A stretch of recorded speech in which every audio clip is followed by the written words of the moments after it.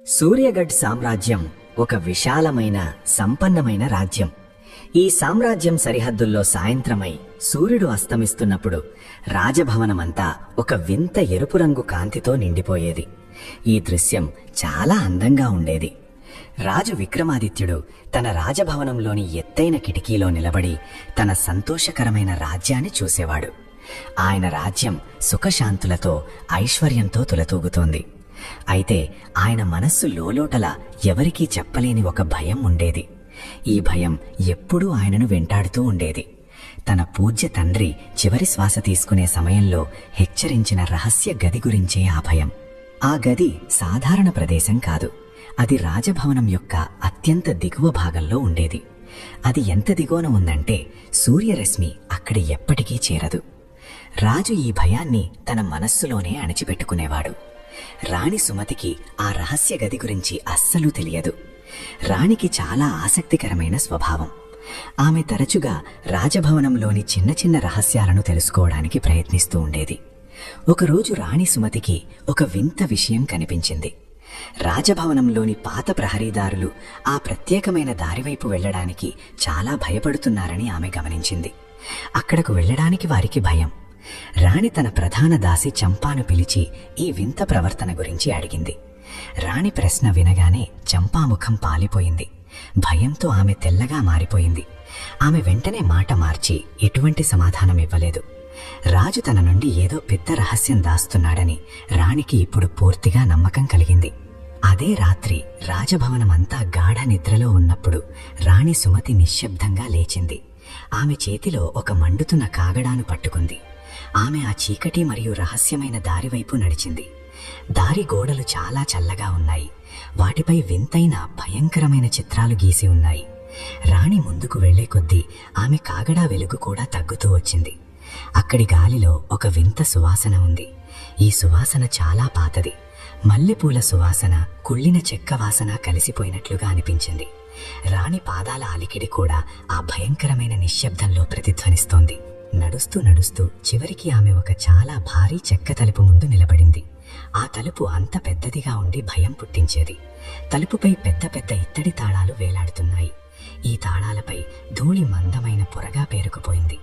తాళాలపై ఏదో తాంత్రిక లిపిలో అంటే మంత్రతంత్రాల భాషలో ఏదో రాసి ఉందని రాణి జాగ్రత్తగా చూసింది. అకస్మాత్తుగా తన వెనుక ఎవరైనా నిలబడి ఉన్నారని రాణికి అనిపించింది. ఆమె వేగంగా వెనక్కి తిరిగి చూసింది. కానీ అక్కడ ఎవరూ లేరు. అది కేవలం ఆమె భ్రమ లేదా ఏదైనా నల్లని నీడ. అప్పుడే తలుపు వెనుక నుండి ఒక మెల్లని ఏడుపు వినపడింది. ఆ ఏడుపు ఒక స్త్రీది. ఆ స్త్రీ చాలా బాధలో ఉన్నట్లు అనిపించింది. రాణి చెయ్యి భయంతో వణకడం మొదలుపెట్టింది. కాగడ ఆమె చేతి నుండి జారిపోకుండా త్రుటిలో తప్పింది. ఆమె చాలా ధైర్యం చేసి తలుపులో ఉన్న ఒక చిన్న రంధ్రం గుండా లోపలికి తొంగి చూడడానికి ప్రయత్నించింది. లోపలి దృశ్యం పూర్తిగా మసగగా అస్పష్టంగా ఉంది. కానీ గది మధ్యలో ఒక భారీ వస్తువు నిలబడి ఉంది.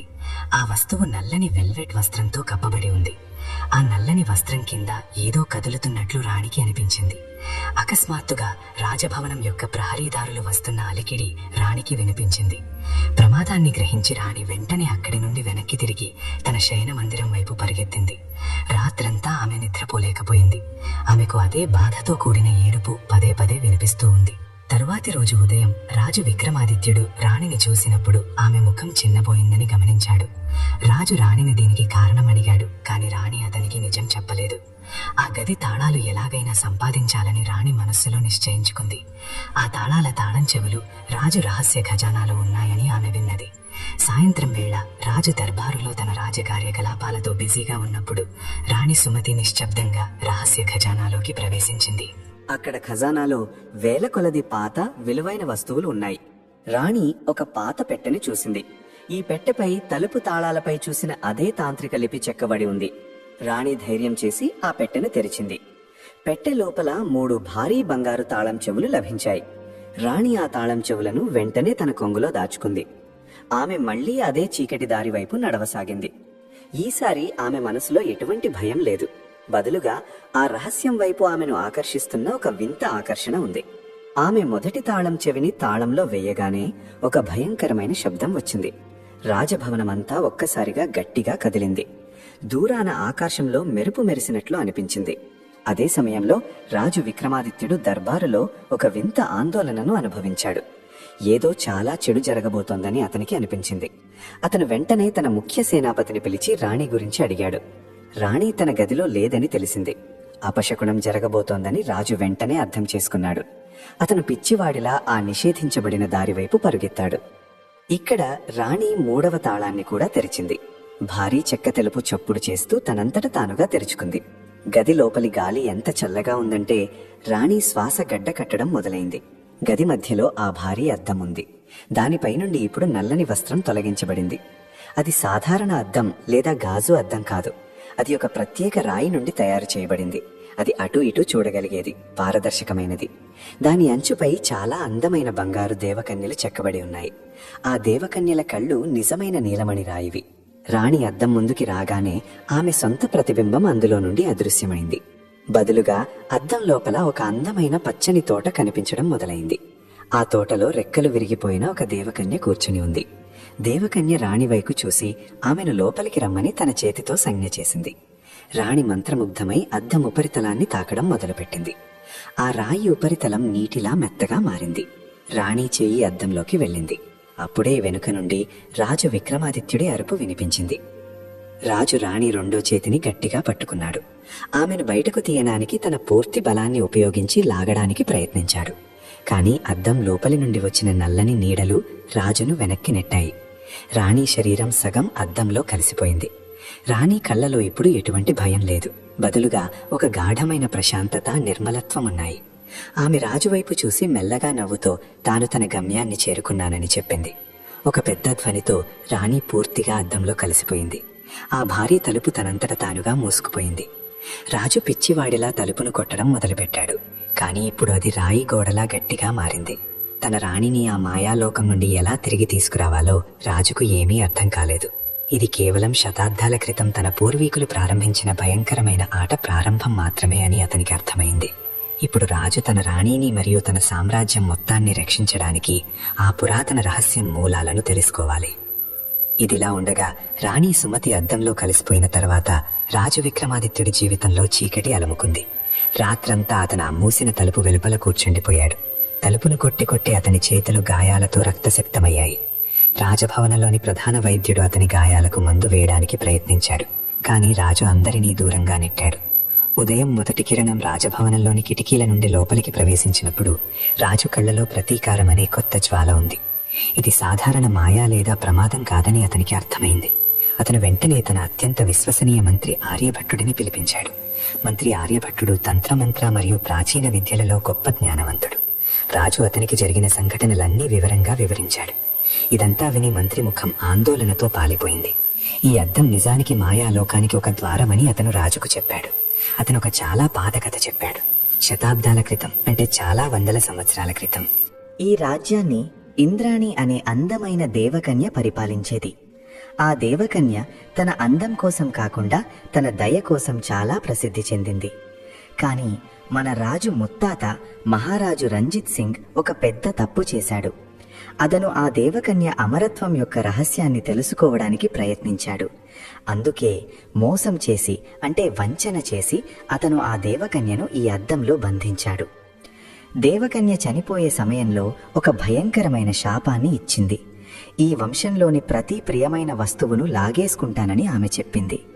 తన పూర్వీకులు ఆ గదిని ఎందుకు ఎప్పుడూ మూసి ఉంచమని చెప్పేవారో రాజు విక్రమాదిత్యుడికి ఇప్పుడు అర్థమైంది.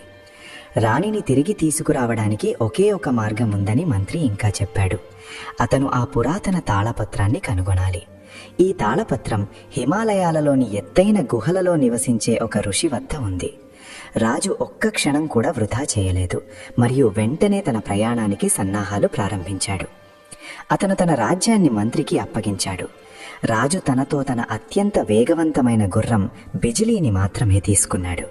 అటవీ మార్గం చాలా దుర్గమమైనది, అంటే కష్టం మరియు భయంకరమైనది. దారిలో అతనికి అనేక మాయ అడ్డంకులు ఎదురయ్యాయి. ఒక రాత్రి అతను అడవిలో విశ్రాంతి తీసుకుంటున్నప్పుడు అతనికి మళ్ళీ అదే బాధతో కూడిన ఏడుపు వినిపించింది. ఆ స్వరం రాణి సుమతిది. రాజు పిచ్చివాడిలా ఆ స్వరం వైపు పరుగెత్తాడు. అతను ఒక ఎత్తైన దిబ్బ కింద రాణి నిలబడి ఉండటాన్ని చూశాడు. ఆమె జుట్టు చెదరిపోయి ఉంది మరియు ఆమె కళ్ళ నుండి ఒక నీలిరంగు కాంతి వెలువడుతోంది. రాజు ఆమె దగ్గరికి రాగానే రాణి శరీరం పొగగా మారిపోయింది. ఇది ఆ నల్లని దేవకన్య చేసిన మరొక మోసం. రాణి అతన్ని సరైన మార్గం నుండి తప్పుదోవ పట్టించాలనుకుంటుందని రాజుకు అర్థమైంది. అతను తన మనస్సును బలపరుచుకుని ముందుకు సాగాడు. 3 రోజులు మరియు 3 రాత్రులు నిరంతర ప్రయాణం తర్వాత అతను ఋషి గుహకు చేరుకున్నాడు. ఋషి మార్కండేయుడు తన తపస్సులో లీనమయ్యున్నాడు. అతని జటాజూటాలు భూమిని తాకుతున్నాయి. రాజు అతని పాదాలపై పడి తన బాధనంతా వివరించాడు. ఋషి కళ్ళు తెరిచి రాజు వైపు చూశాడు. అతని కళ్ళలో దయ ఉంది. అద్దం లోకలి ప్రపంచం సమయానికి వ్యతిరేకంగా నడుస్తుందని ఋషి చెప్పాడు. అతను రాజుకు ఒక కఠినమైన హెచ్చరిక ఇచ్చాడు. రాజు 7 రోజుల లోపల రాణిని తిరిగి బయటకు తీసుకురాలేకపోతే రాణి ఎప్పటికీ ఆ మాయా ప్రపంచంలో భాగమైపోతుంది అని ఋషి చెప్పాడు. ఆమె ఒక దేవకన్యగా మారిపోతుంది మరియు మళ్ళీ ఎప్పటికీ తిరిగి రాదు. ఋషి తన సంచి నుండి ఒక పాత చిరిగిపోయిన తాళపత్రాన్ని బయటకు తీశాడు. దాని పేజీలు పసుపు రంగులోకి మారాయి మరియు వాటిపై రక్తం లాంటి సిరాతో ఏదో వ్రాయబడి ఉంది. ఆ తాళపత్రంలో అద్దం లోకం యొక్క పూర్తి పటం ఉంది. అద్దం లోపల 3 ద్వారాలు ఉన్నాయని అందులో చెప్పబడింది. మొదటి ద్వారం భ్రమకు సంబంధించింది. ఇక్కడ మనిషి తన గొప్ప సంతోషాన్ని చూస్తాడు, కానీ అది నిజం కాదు. రెండవ ద్వారం భయానికి సంబంధించింది. ఇక్కడ మనిషి తన గొప్ప భయాలను మరియు తన మరణాన్ని ఎదుర్కోవలసి వస్తుంది. మూడవ మరియు చివరి ద్వారం సత్యానికి సంబంధించింది. ఇక్కడ దేవకన్య నివసిస్తుంది. రాజు ఆ పటాన్ని తన మనస్సులో బాగా గుర్తించుకున్నాడు. ఋషి అతనికి ఒక ప్రత్యేక భస్మం అంటే బూడిద ఇచ్చాడు. మాయాశక్తులు ప్రబలమైనప్పుడు ఈ భస్మాన్ని చల్లమని అతను చెప్పాడు. రాజు ఋషి ఆశీస్సులు తీసుకుని వెంటనే సూర్యగఢ్ వైపు తిరిగి బయలుదేరాడు. తిరుగు ప్రయాణం ఇంకా కఠినంగా ఉంది, ఎందుకంటే రాజు వద్ద తనను ఎదుర్కొనే మార్గం ఉందని దేవకన్యకు తెలిసిపోయింది. ఆకాశంలో అకస్మాత్తుగా నల్లని మేఘాలు కమ్ముకున్నాయి మరియు అకాలంగా మంచు కురడం ప్రారంభమైంది. రాజు గుర్రం బిజిలీ భయంతో పడిపోయింది. కానీ రాజు ఓటమిని అంగీకరించడానికి సిద్ధంగా లేదు. అతను కాలినడకన మంచుతో నిండిన మార్గాల్లో నడుస్తూనే ఉన్నాడు. అతని పాదాలు ముద్దుబారిపోయాయి, కానీ రాణి చిరునవ్వు అతని ధైర్యాన్ని పెంచుతోంది. అతను రాజభవనానికి చేరుకున్నప్పుడు రాజభవనం అంతా ఒక వింత పొగ మంచులో చిక్కుకుందని చూశాడు. సైనికులు తమ స్థానాల్లో రాతి విగ్రహాల్లా నిలబడి ఉన్నారు. సమయం ఆగిపోయినట్లు అనిపించింది. కేవలం ఆ నిషేధిత దారి మాత్రమే ఉంది. అక్కడ నుండి ఇంకా కొద్దిపాటి కదలికలు అనిపిస్తున్నాయి. రాజు తన కత్తిని ఒర నుండి తీసి ఆ దారి వైపు కదిలాడు. ఈ రాత్రి తన జీవితంలో అత్యంత కఠినమైన పరీక్ష జరగబోతోందని అతనికి తెలుసు. అతను ఆ భస్మాన్ని తన శరీరానికి రాసుకుని మంత్రాలను జపించడం ప్రారంభించాడు. అతను తలుపు దగ్గరికి రాగానే అద్దం నుండి భయంకరమైన కేకలు వెలువడటం మొదలుపెట్టాయి. వేల కొలది ఆత్మలు ఒకేసారి ఏడుస్తున్నట్లు అనిపించింది. అద్దం ఉపరితలం ఇప్పుడు ఎరుపు రంగులోకి మారిపోయింది. రాజు తాళపత్రంలోని చివరి మంత్రాన్ని గట్టిగా చదివాడు. అద్దం లోపలి నుండి ఒక చెయ్యి బయటకు వచ్చి రాజు గొంతు పట్టుకోవడానికి ప్రయత్నించింది. రాజు చురుకుగా తన కత్తితో ఆ చేతిపై దాడి చేశాడు. చెయ్యి తెగి నేల మీద పడింది, కానీ అది మాంసంతో కాకుండా పొగతో తయారు చేయబడింది. రాజు ఒక లోతైన శ్వాస తీసుకుని తన కళ్ళు మూసుకుని అద్దంలోకి దూకేశాడు. ఇప్పుడు అతను భూమి లేని, ఆకాశం లేని లోకంలో ఉన్నాడు. చుట్టూ కేవలం నీడలు తేలుతున్నాయి. తన శరీర బరువు అదృశ్యమైందని మరియు అతను గాలిలో తేలుతున్నాడని రాజుకు అనిపించింది. దూరం నుండి రాణి సుమతి పిలుపు అతనికి వినిపించింది. అతను భ్రమకు సంబంధించిన మొదటి ద్వారం ముందు నిలబడి ఉన్నాడు. ఇక్కడ అద్దం యొక్క చల్లని ఉపరితలం లోపలికి అడుగుపెట్టగానే రాజు విక్రమాదిత్యుడికి ఏదో మంచు జలపాతంలో పడిపోతున్నట్లు అనిపించింది. అతని చుట్టూ ఉన్న ప్రపంచం చాలా వేగంగా తిరగడం మొదలుపెట్టి రంగుల సుడిగుండంలా మారింది. అతని కళ్ళు తెరుచుకున్నప్పుడు తాను ఒక అత్యంత సుపరిచితమైన ప్రదేశంలో ఉండటంతో ఆశ్చర్యపోయాడు. ముందు సూర్యగఢ్ యొక్క అదే గొప్ప రాజదర్బారుంది. అక్కడ అతను ప్రతిరోజు కూర్చుని న్యాయం చేసేవాడు. చుట్టూ పూల సువాసన గుబాలిస్తోంది మరియు సభాసదుల గుంపు రాజుకు జై జయధ్వానాలు చేస్తోంది. రాజుకు తన కళ్ళను నమ్మలేకపోయాడు, ఎందుకంటే అతను ఎప్పుడే అద్దంలోకి దూకాడు. సింహాసనంపై రాణి సుమతి కూర్చుని ఉంది మరియు ఆమె ముఖంపై ఎప్పటిలాంటి చిరునవ్వు ఉంది. రాణి రాజు వైపు చెయ్యి చాపి తన దగ్గరికి రమ్మని సంజ్ఞ చేసింది. దర్బార్లోని సేవకులు, మంత్రులు అందరూ రాజుకు వంగి నమస్కరిస్తున్నారు. ఆ భయంకరమైన రాత్రి మరియు అద్దం గది కేవలం ఒక పీడకలలాగా అనిపించింది. రాజు పరుగెట్టుకు వెళ్లి రాణిని కౌగిలించుకుని ఈ సుఖవంతమైన ప్రపంచంలో ఎప్పటికీ పోగొట్టుకోవాలనిపించింది. అతను మెల్లగా సింహాసనం మెట్లు ఎక్కడం ప్రారంభించాడు. అప్పుడే తన కొంగులో ఉన్న ఋషి భస్మం యొక్క ఘాటైన వాసన అతని ముక్కుకు తగిలింది. ఆ వాసన రాజు మనస్సులో ఒక చైతన్యాన్ని కలిగించింది. మొదటి ద్వారం భ్రమ అని ఋషి మార్కండేయుడు హెచ్చరించిన విషయం అతనికి వెంటనే గుర్తుకు వచ్చింది. రాజు తన కత్తిపిడిని గట్టిగా పట్టుకుని రాణి కళ్లల్లోకి జాగ్రత్తగా చూశాడు. రాణి కళ్లల్లోని కనుపాపలు సాధారణంగా లేవు. అవి పాములా నిలువుగా బంగారు రంగులో ఉన్నాయి. ఇది తన అసలు భార్య కాదని, మాయాశక్తి వల అని రాజు అర్థం చేసుకున్నాడు. అతను వెంటనే తన సంచి నుండి కొద్దిగా భస్మం తీసి సింహాసనం వైపు విసిరాడు. భస్మం తాకగానే రాజదర్బారంతా అద్దంలా పగుళ్లు రావడం మొదలుపెట్టింది. అందమైన రాణి ముఖం అకస్మాత్తుగా బయటకు వచ్చిన పళ్ళు ఉన్న ఒక భయంకరమైన వృద్ధురాలిగా మారింది. ఆ వృద్ధురాలి పెద్దగా నవ్వడం మొదలుపెట్టింది మరియు ఆమె నవ్వుతో రాజభవనం గోడలు కూలిపోవడం మొదలుపెట్టాయి. తాను నిజానికి ఏ దర్బార్లోనో కాకుండా ఒక చీకటి లోయ పైన వేలాడుతున్న బలహీనమైన వంతెనపై నిలబడి ఉన్నానని రాజు చూశాడు. ఆ వంతెన సాలేడు గూళ్ల వలె బలహీనంగా ఉంది మరియు కింద మంటల నదులు ప్రవహిస్తున్నాయి. ఆ వృద్ధురాలి తన పొడవాటి వేళ్లతో రాజుపై దాడి చేయడానికి ప్రయత్నించింది. రాజు చురుకుగా తన కత్తిని జొలిపించి ఆ మాయా ఆకృతిని 2 భాగాలుగా నరికాడు. ఆకృతి నరకబడగానే అది పొగలో కలిసిపోయింది మరియు చుట్టూ ఉన్న వాతావరణం మళ్లీ మారిపోయింది. ఇప్పుడు రాజు ఒక తోటలో ఉన్నాడు. అక్కడ చెట్లు బంగారంతో నిండి ఉన్నాయి మరియు ఆకులు వజ్రాల్లా మెరుస్తున్నాయి. ఇక్కడి గాలిలో ఒక మత్తు కలిగించే రాగం ప్రతిధ్వనిస్తుంది. దానిని వింటే ఎవరైనా తమ స్పృహ కోల్పోవచ్చు. రాజు వెంటనే తన చెవులు మూసుకుని మంత్రాలను జపించడం కొనసాగించాడు. ఈ సంగీతం ప్రభావంలోకి వస్తే తాను ఎప్పటికీ తిరిగి రాలేనని అతనికి తెలుసు. అతను ముందుకు సాగాడు. అక్కడ అతనికి ఒక భారీ ద్వారం కనిపించింది. ఆ ద్వారంపై భ్రమ అని వ్రాయబడి ఉంది. ఆ ద్వారం రక్షకుడిగా అతని స్వంత తండ్రి మహారాజు రంజిత్ సింగ్ నిలబడి ఉన్నాడు. అతని తండ్రి ఆత్మ రాజును ఆపి ముందుకు చాలా పెద్ద ప్రమాదం ఉందని మరియు అతను వెంటనే తిరిగి వెళ్ళిపోవాలని చెప్పింది. తన తండ్రి ఆజ్ఞను ధిక్కరించడం రాజుకు అసాధ్యం. రాణి సుమతి చనిపోయిందని మరియు ఇప్పుడు ఆమెను అనుసరించడం ఆత్మహత్యతో సమానమని అతని తండ్రి చెప్పాడు. రాజు మనసులో ఒక్క క్షణం సందేహం కలిగింది మరియు అతని అడుగులు ఆగిపోయాయి.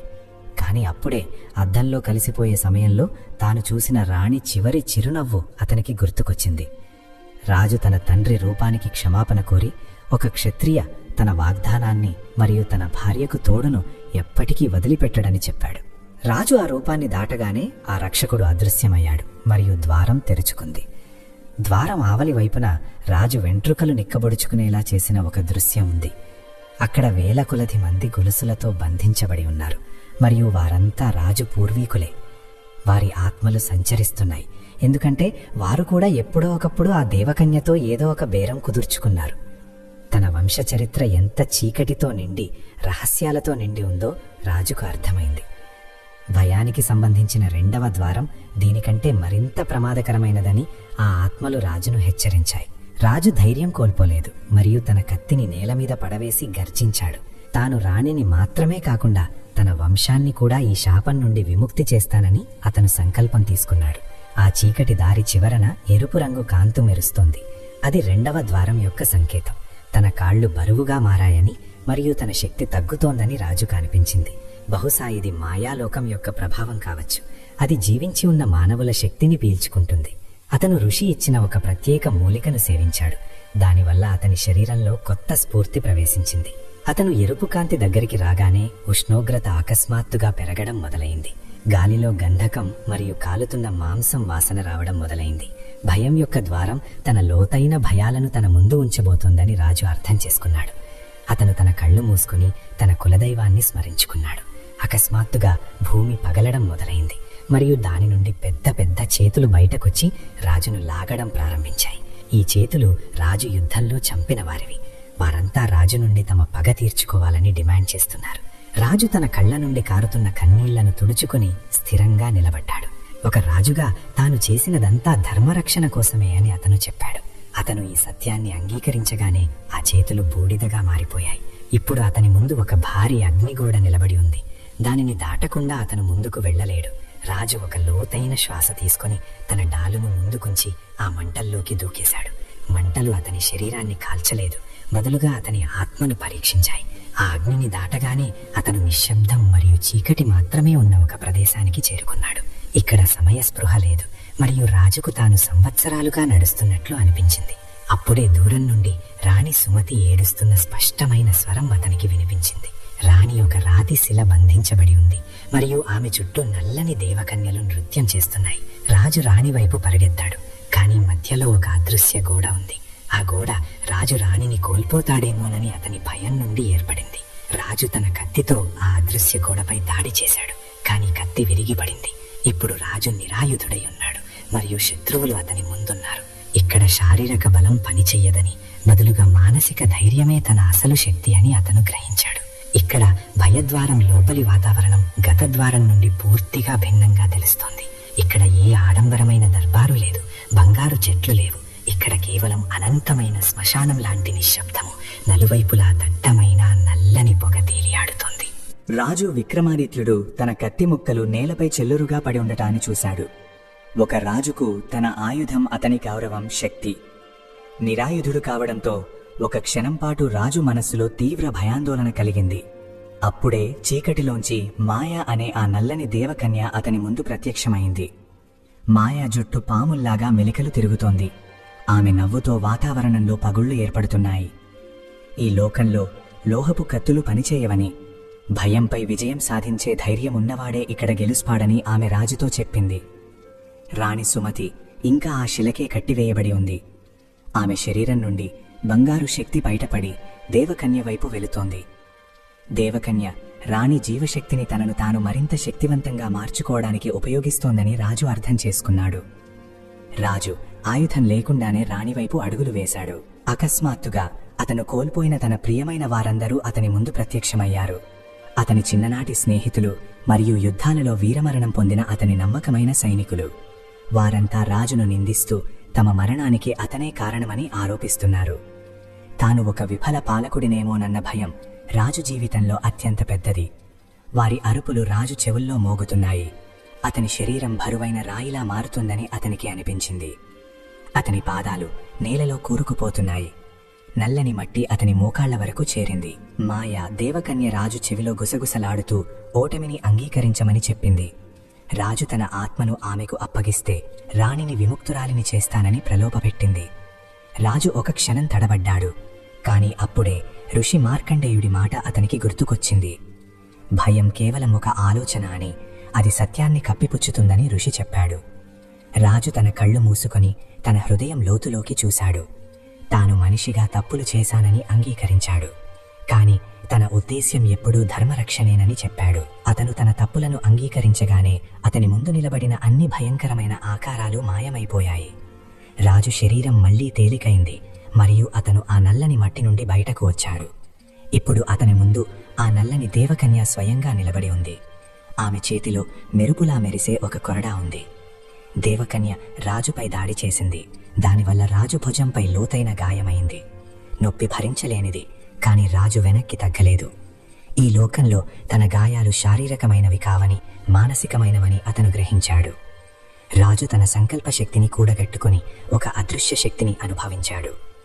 అతను గాలిలోకి చేతిని చాపి ఎల్లప్పుడూ సత్యాన్ని పట్టుకున్న తన పూర్వీకుల పుణ్యాలను ఆవాహన చేశాడు. అకస్మాత్తుగా అతని చేతిలో ఒక దివ్యకాంతి కత్తి ప్రత్యక్షమైంది. అది ఏ లోహంతో చేసినది కాదు, స్వచ్ఛమైన సంకల్పంతో రూపొందించబడింది. ఇది చూసి దేవకన్య భయపడింది. ఎందుకంటే ఇంత త్వరగా తన భయాన్ని అధిగమించిన మనిషిని ఆమె ఎన్నడూ చూడలేదు. రాజు ఆ దివ్య కత్తితో దేవకన్య కొరడాను నరికాడు. మాయాలోకమంతా ఒక భయంకరమైన గర్జనతో వణికింది. భూమి కదలటం మొదలుపెట్టింది. రాణి సుమతిని బంధించిన సంకెళ్ళు మెల్లగా వదులుగా మారాయి. కాని అప్పుడే దేవకన్య ఒక చివరి పన్నాగం పన్ని రాణి గొంతుపై తన వేళ్లు ఉంచింది. రాజు ఒక్క అడుగు ముందుకు వేసిన రాణి ప్రాణాలు తీస్తానని బెదిరించింది. రాజు ఆగిపోయాడు. తన దివ్య కత్తిని కిందకి దించాడు. దేవకన్య పెద్దగా నవ్వుతూ రాజును మోకాళ్లపై కూర్చోమని ఆదేశించింది.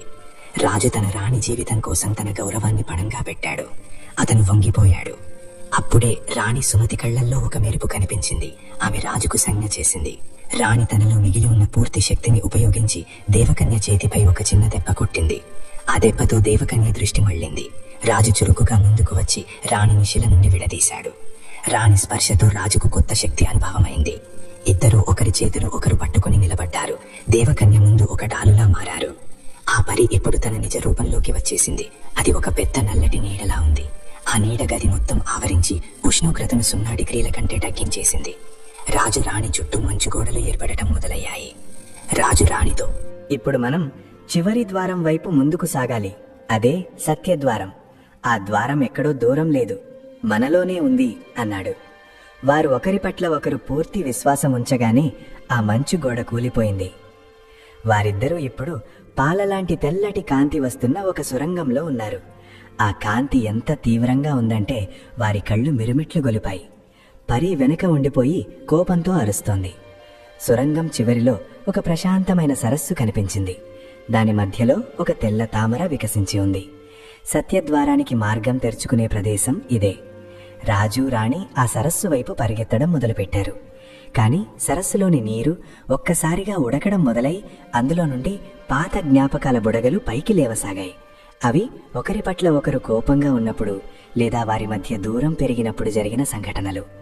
సత్యద్వారం వారి ప్రేమ స్వార్థానికి అతీతమైనదా అని పరీక్షించాలనుకుంది. ఇక సత్య సరస్సు ఒడ్డున నిలబడి రాజు విక్రమాదిత్య, రాణి సుమతి ఇక్కడి గాలిలో ఒక అలౌకిక పవిత్రత ఉందని గ్రహించారు. సరస్సులోని నీరు ఎంత స్వచ్ఛంగా ఉందంటే అందులో తమ ముఖాన్ని మాత్రమే కాదు, తమ ఆత్మ ప్రతిబింబాన్ని కూడా చూడగలిగారు. సరస్సు మధ్యలో ఆ సత్యద్వారానికి తాళం చెవి అయిన ఆ పెద్ద తెల్ల తామర తేలుతోంది. కాని వారిద్దరూ సరస్సు నీటిలో మొదటి అడుగు వేయగానే నీటి రంగు ఒక్కసారిగా ముదురు నీలం, ఆపై నలుపుగా మారసాగింది. ఇది సాధారణ నీరున్న సరస్సు కాదు, వారిద్దరి జీవితంలోని ప్రతి చేదు నిజాన్ని దాచి ఉన్న సరస్సు. వారు ఒకరి నుండి ఒకరు దాచిన నిజాలవి. నీటిలో నుండి ఒక్కసారిగా శబ్దాలు రాసాగాయి. పెద్ద పెద్ద అలలు లేచి వారి ముందు దృశ్యాల గోడను ఏర్పరుస్తున్నాయి. మొదటి దృశ్యంలో రాజు విక్రమాదిత్యకు రాజ్య విస్తరణ మోహంలో రాణిని మహల్లో ఒంటరిగా వదిలేసిన సమయం కనిపించింది.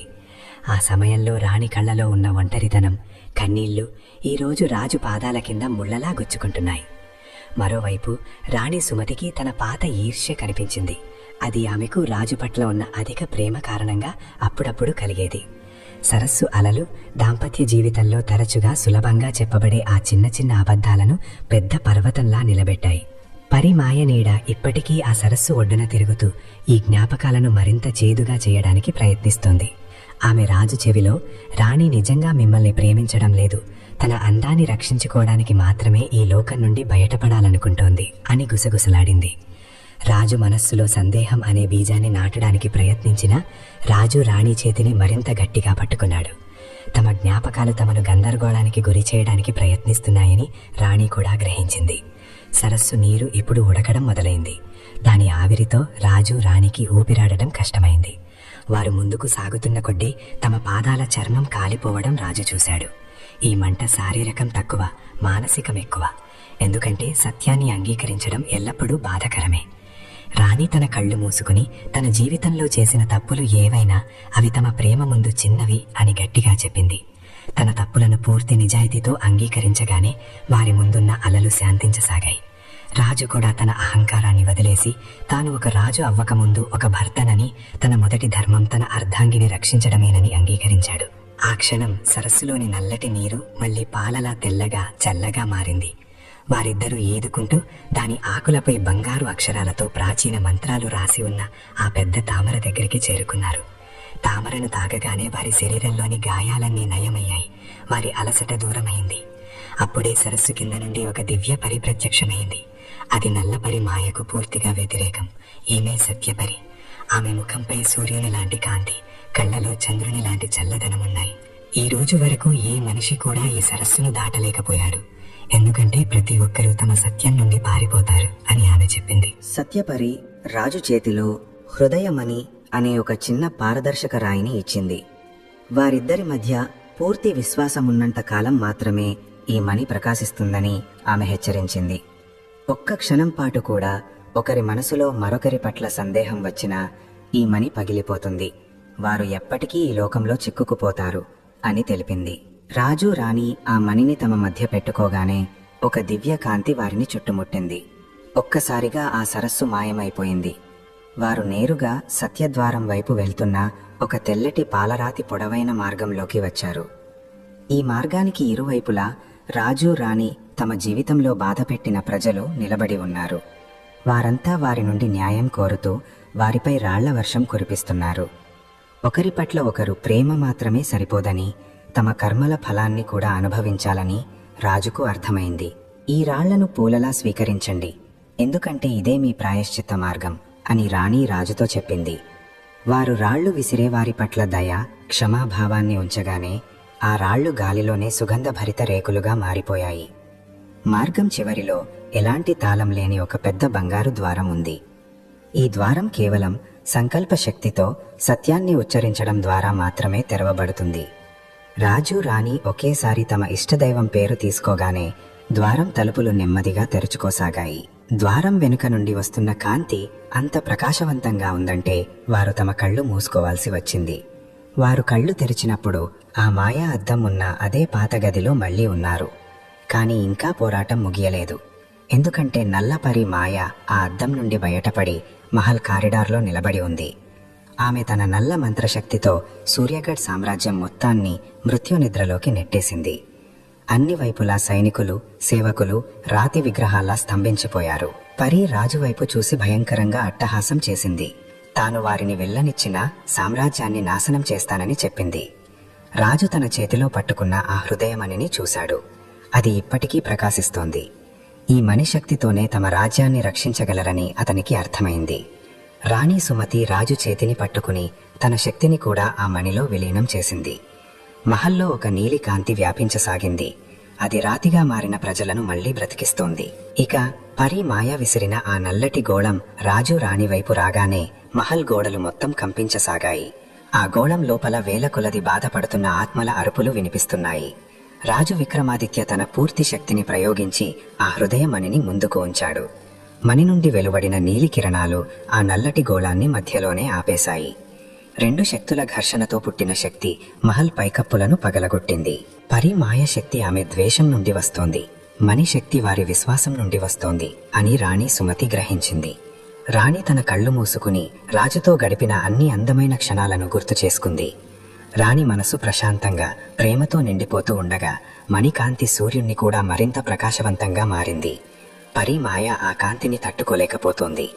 ఆమె పొగలాంటి శరీరం చెల్లాచెదురు కాసాగింది. తాను ఎప్పటికీ అంతం కానని, ఎందుకంటే తాను మనుషుల లోపల దాగి ఉన్న భయంలో భాగం అని ఆమె అరుస్తోంది. రాజు అద్దాల లోకం నుండి తనతో పాటు తిరిగి వచ్చిన తన కత్తి విరిగిన భాగాన్ని తీసుకున్నాడు. ఆ విరిగిన భాగంలో కూడా ఇప్పుడు దివ్యజ్యోతి ప్రవేశించింది. రాజు పరిగెత్తుకుంటూ వెళ్లి ఆ గది మధ్యలో ఇంకా ఉన్న ఆ మాయా అద్దంపై దాడి చేశాడు.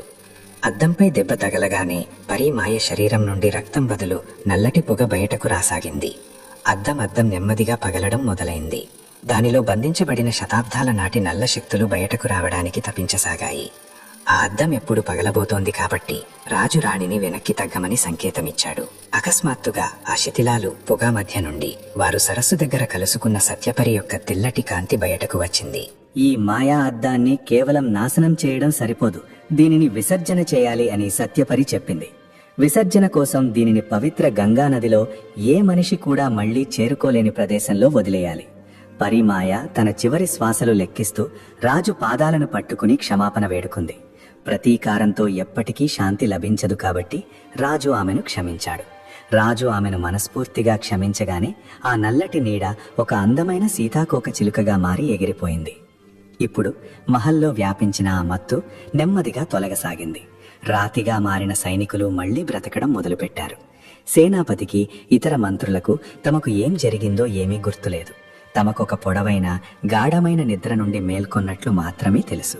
రాజు వెంటనే తన అత్యంత నమ్మకమైన గుర్రపు స్వారీ చేసేవారిని పిలిచి ఆ పగిలిన అద్దం అవశేషాలను ఒక భారీ పెట్టెలో బంధించాడు. ఆ పెట్టెను గంగానది ఉద్గమం వైపు తీసుకువెళ్లడానికి ప్రణాళిక వేయబడింది. రాణి సుమతి స్వయంగా ఆ పెట్టెపై గంగాజలం చల్లి దానిని బంధించి ఉంచిన తాంత్రిక లిపిని చెరిపేసింది. ప్రయాణంలో రాజు రాణి తమ రాజ్యం చరిత్ర నుండి ఈ నల్లటి అధ్యాయాన్ని ఎప్పటికీ చెరిపేస్తామని సంకల్పం తీసుకున్నారు. వారు గంగా ప్రవాహం అత్యంత తీవ్రంగా, పవిత్రంగా ఉన్న హిమాలయ శిఖరాలకు చేరుకున్నారు. అక్కడకు చేరుకున్న రాజు ఆ పెట్టెను తన తలపై పెట్టుకుని చివరి ప్రార్థన చేశాడు. భవిష్యత్తులో ఏ మనిషి అహంకారం కూడా ఇలాంటి శక్తులను సృష్టించకూడదని ఆయన ఈశ్వరుడిని కోరాడు. పెట్టె నీటిలో పడగానే ఒక పెద్ద గర్జన వినిపించింది. ఆకాశంలో ఇంద్రధనస్సు కనిపించసాగింది. అద్దాన్ని విసర్జించడంతో పాటు రాజు మనసులోని ఆ అజ్ఞాత భయం కూడా ఎప్పటికీ ముగిసిపోయింది. రాణి సుమతి రాజువైపు చూసింది. అతని ముఖంపై ఒక కొత్త కాంతి ఉంది. అది ఏ పరికి తక్కువ కాదు. వారు తమ మహల్కు తిరిగి వచ్చారు. కానీ ఇప్పుడు ఆ పాత నిషేధిత కారిడార్ అక్కడ లేదు. ఆ స్థానంలో రాజు ఒక గొప్ప గ్రంథాలయాన్ని, పాఠశాలను నిర్మించాడు. తద్వారా జ్ఞాన కాంతితో అజ్ఞానపు చీకటి తొలగిపోతుంది. సూర్యగఢ్ సామ్రాజ్యం ఇప్పుడు తన శౌర్యానికి మాత్రమే కాదు, తన తెలివితేటలు, న్యాయానికి కూడా ప్రసిద్ధి చెందింది. రాజు రాణి చాలా సంవత్సరాలు సుఖంగా పాలించారు. వారి కథ రాబోయే తరాలకు ఒక ఉదాహరణగా మారింది. కానీ ఆ పాత గది గోడపై ఈరోజు కూడా ఒక చిన్న గుర్తు మిగిలి ఉంది. కాంతి ఎంత ప్రకాశవంతంగా ఉన్నా నీడ ఎల్లప్పుడూ వెంటుంటుందని ఆ గుర్తు చేస్తుంది. ఇక కాలచక్రం తన గదిలో తిరుగుతూనే ఉంది. సూర్యగఢ్ సామ్రాజ్యంపై అనేక దశాబ్దాలు గడిచిపోయాయి. రాజు విక్రమాదిత్య, రాణి సుమతి పాలనను ఇప్పుడు స్వర్ణయుగంగా గుర్తుంచుకుంటున్నారు. మహల్లోని ఆ నిషేధిత గోడ ఇప్పుడు కేవలం జానపద కథలలో ఒక భాగంగా మిగిలిపోయింది. కానీ గంగా ప్రవాహం, ఆ మాయా అద్దం అవశేషాలను కొట్టుకుపోయిన హిమాలయాలలోని ఆ దుర్గమ శిఖరాలపై ప్రకృతి ఒక కొత్త రూపాన్ని తీసుకుంది. ఆ పెట్టె విసర్జించబడిన ప్రదేశంలోని నీరు ఇప్పుడు నీలం కాదు, లేత ఊదా రంగులో కనిపించేది. పౌర్ణమి రాత్రి ఆ జలధార నుండి ఎవరో గుసగుసలాడుతున్నట్లు వినిపిస్తుందని స్థానిక గొర్రెల కాపరులు చెప్పేవారు.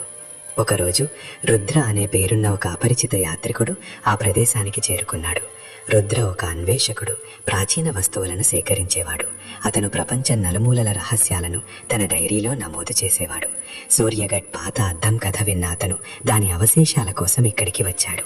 ఆ విసర్జన స్థలం యొక్క రహస్య పటమున్న ఒక పాత చిరిగిపోయిన పుస్తకం అతని వద్ద ఉంది. రుద్ర ముఖంపై ఒక పొడవైన గాయం గుర్తు ఉంది. అది అతని గత ప్రమాదకర ప్రయాణాలకు సాక్ష్యం. అతని భుజంపై ఒక భారీ సంచి వేలాడుతుంది. అందులో అతని పర్వతారోహణ పరికరాలు, కొన్ని ప్రాచీన యంత్రాలు ఉన్నాయి. ఆ ఊదారంగు జలధార దగ్గరికి చేరుకోగానే అతని వద్ద ఉన్న దిక్సూచి, కంపాస్ వేగంగా తిరగసాగింది. గాలిలో ఒక విచిత్రమైన విద్యుత్ ప్రవాహం అనుభవమైంది. అది అతని శరీర రోమాలను నిక్కబొడిచింది. రుద్ర తన తాడును తీసి రాళ్లు చాలా నునుపుగా, జారుడుగా ఉన్న ఆ మంచు నీటి అంచున దిగాలని నిర్ణయించుకున్నాడు. నీటి కింద ఏదో మెరుస్తోందని అతనికి అనిపించింది.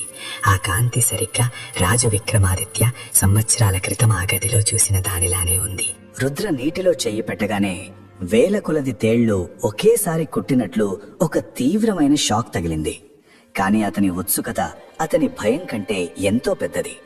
అతను వెనకాడకుండా ఒక ఇనుప కొక్కెం సహాయంతో ఆ లోతును వెతకడం మొదలుపెట్టాడు.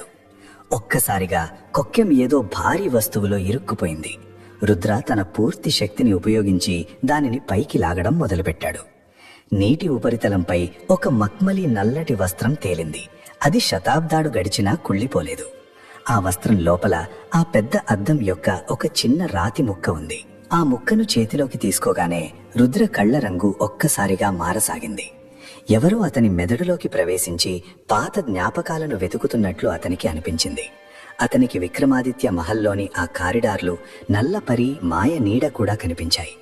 ఆ ముక్క చనిపోలేదు. తన శక్తిని మళ్లీ మేల్కొల్పడానికి ఏదో ఒక సజీవ మనిషి స్పర్శ కోసం ఎదురు చూస్తోంది. ఈ ముక్కను తిరిగి నీటిలో పారవేయాలి అని రుద్రకు ఒక క్షణం అనిపించింది. కాని అతని దురాశ, ఆశయం అతన్ని ఆపాయి. ఈ దివ్య శక్తిని వశం చేసుకుంటే తాను ప్రపంచంలో అత్యంత శక్తివంతమైన మనిషిగా మారగలనని అతను అనుకున్నాడు. అతను ఆ ముక్కను ఒక ప్రత్యేకమైన పట్టు వస్త్రంలో చుట్టి తన సంచిలో భద్రంగా పెట్టుకున్నాడు.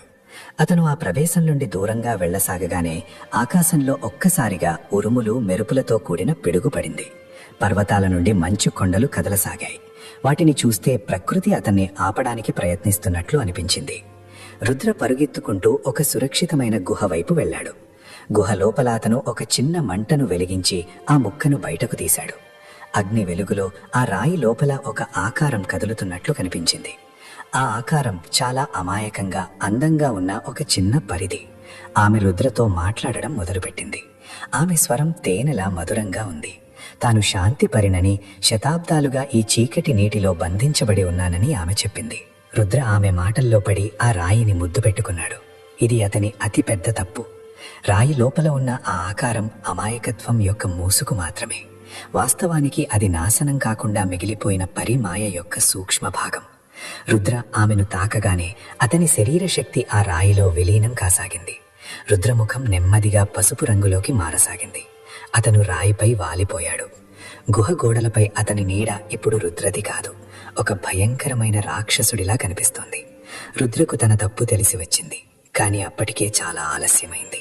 అతని చేతులు ఆ రాయికి అంటుకుపోయాయి. అతను కోరుకున్నా దానిని వదలలేకపోతున్నాడు. ఆ చిన్న ముక్క రుద్ర శరీరాన్ని ఒక మాధ్యమంగా ఉపయోగించడం మొదలుపెట్టింది. ఇప్పుడు ఆ ముక్క తన అసంపూర్ణ శక్తిని పూర్తి చేసుకోవడానికి తిరిగి సూర్యగఢ్ వెళ్లాలనుకుంది. ఇక రుద్ర శరీరం ఇప్పుడు తనది కాదు. అతని లోపల ఆ మాయా అంశం ఏదో ఒక పరాన్న జీవిలా వేర్లు పాతుకుంది. అతను హిమాలయాల మంచు లోయల నుండి దిగి మైదాన ప్రాంతాల వైపు సాగుతున్నాడు. అతని కళ్లల్లో ఇప్పుడు మానవ కాంతి లేదు, ఒక స్థిరమైన చల్లని నీలి కాంతి నిండిపోయింది. దారిలో కలిసే అడవి జంతువులు కూడా రుద్రవాసన పసిగట్టి దారి మార్చుకునేవి. అటు సూర్యగఢ్ సామ్రాజ్యంలో ఇప్పుడు రాజు విక్రమాదిత్య ముని మనవడు రాజు ఇంద్రజీత్ పాలన ఉంది. రాజు ఇంద్రజీత్ ఆధునిక ఆలోచనలు కలవాడు. అతనికి తంత్ర మంత్రాలు వంటి పాత కథలపై ఎక్కువ నమ్మకం లేదు. అతని కోసం ఆ కథలన్నీ కేవలం పూర్వీకుల వినోద సాధనాలు మాత్రమే. రాణి దమయంతి చాలా మతపరమైన, సున్నితమైన మహిళ. ఆ నిషేధిత కారిడార్ ఒకప్పుడు ఉన్న మహల్లోని ఆ పాత భాగాలకు వెళ్ళినప్పుడు ఆమెకు తరచుగా ఒక విచిత్రమైన అసౌకర్యం కలిగేది. ఒక మధ్యాహ్నం రుద్ర సూర్యగఢ్ సరిహద్దులకు చేరుకున్నాడు. అతని చిరిగిన దుస్తులు, చెల్లాచెదురుగా ఉన్న వెంట్రుకలు అతన్ని ఒక సాధారణ బిచ్చగాడి యాత్రికుడిలా చూపించాయి. కాని అతని థైలాలో ఉన్న ఆ అద్దం ముక్క మహల్కు దగ్గరవుతున్న కొద్దీ దాని స్పందనలు వేగవంతమవుతున్నాయి. మహల్ ప్రధాన ద్వారం వద్ద ఉన్న కాపలాదారులు రుద్రను ఆపడానికి ప్రయత్నించారు.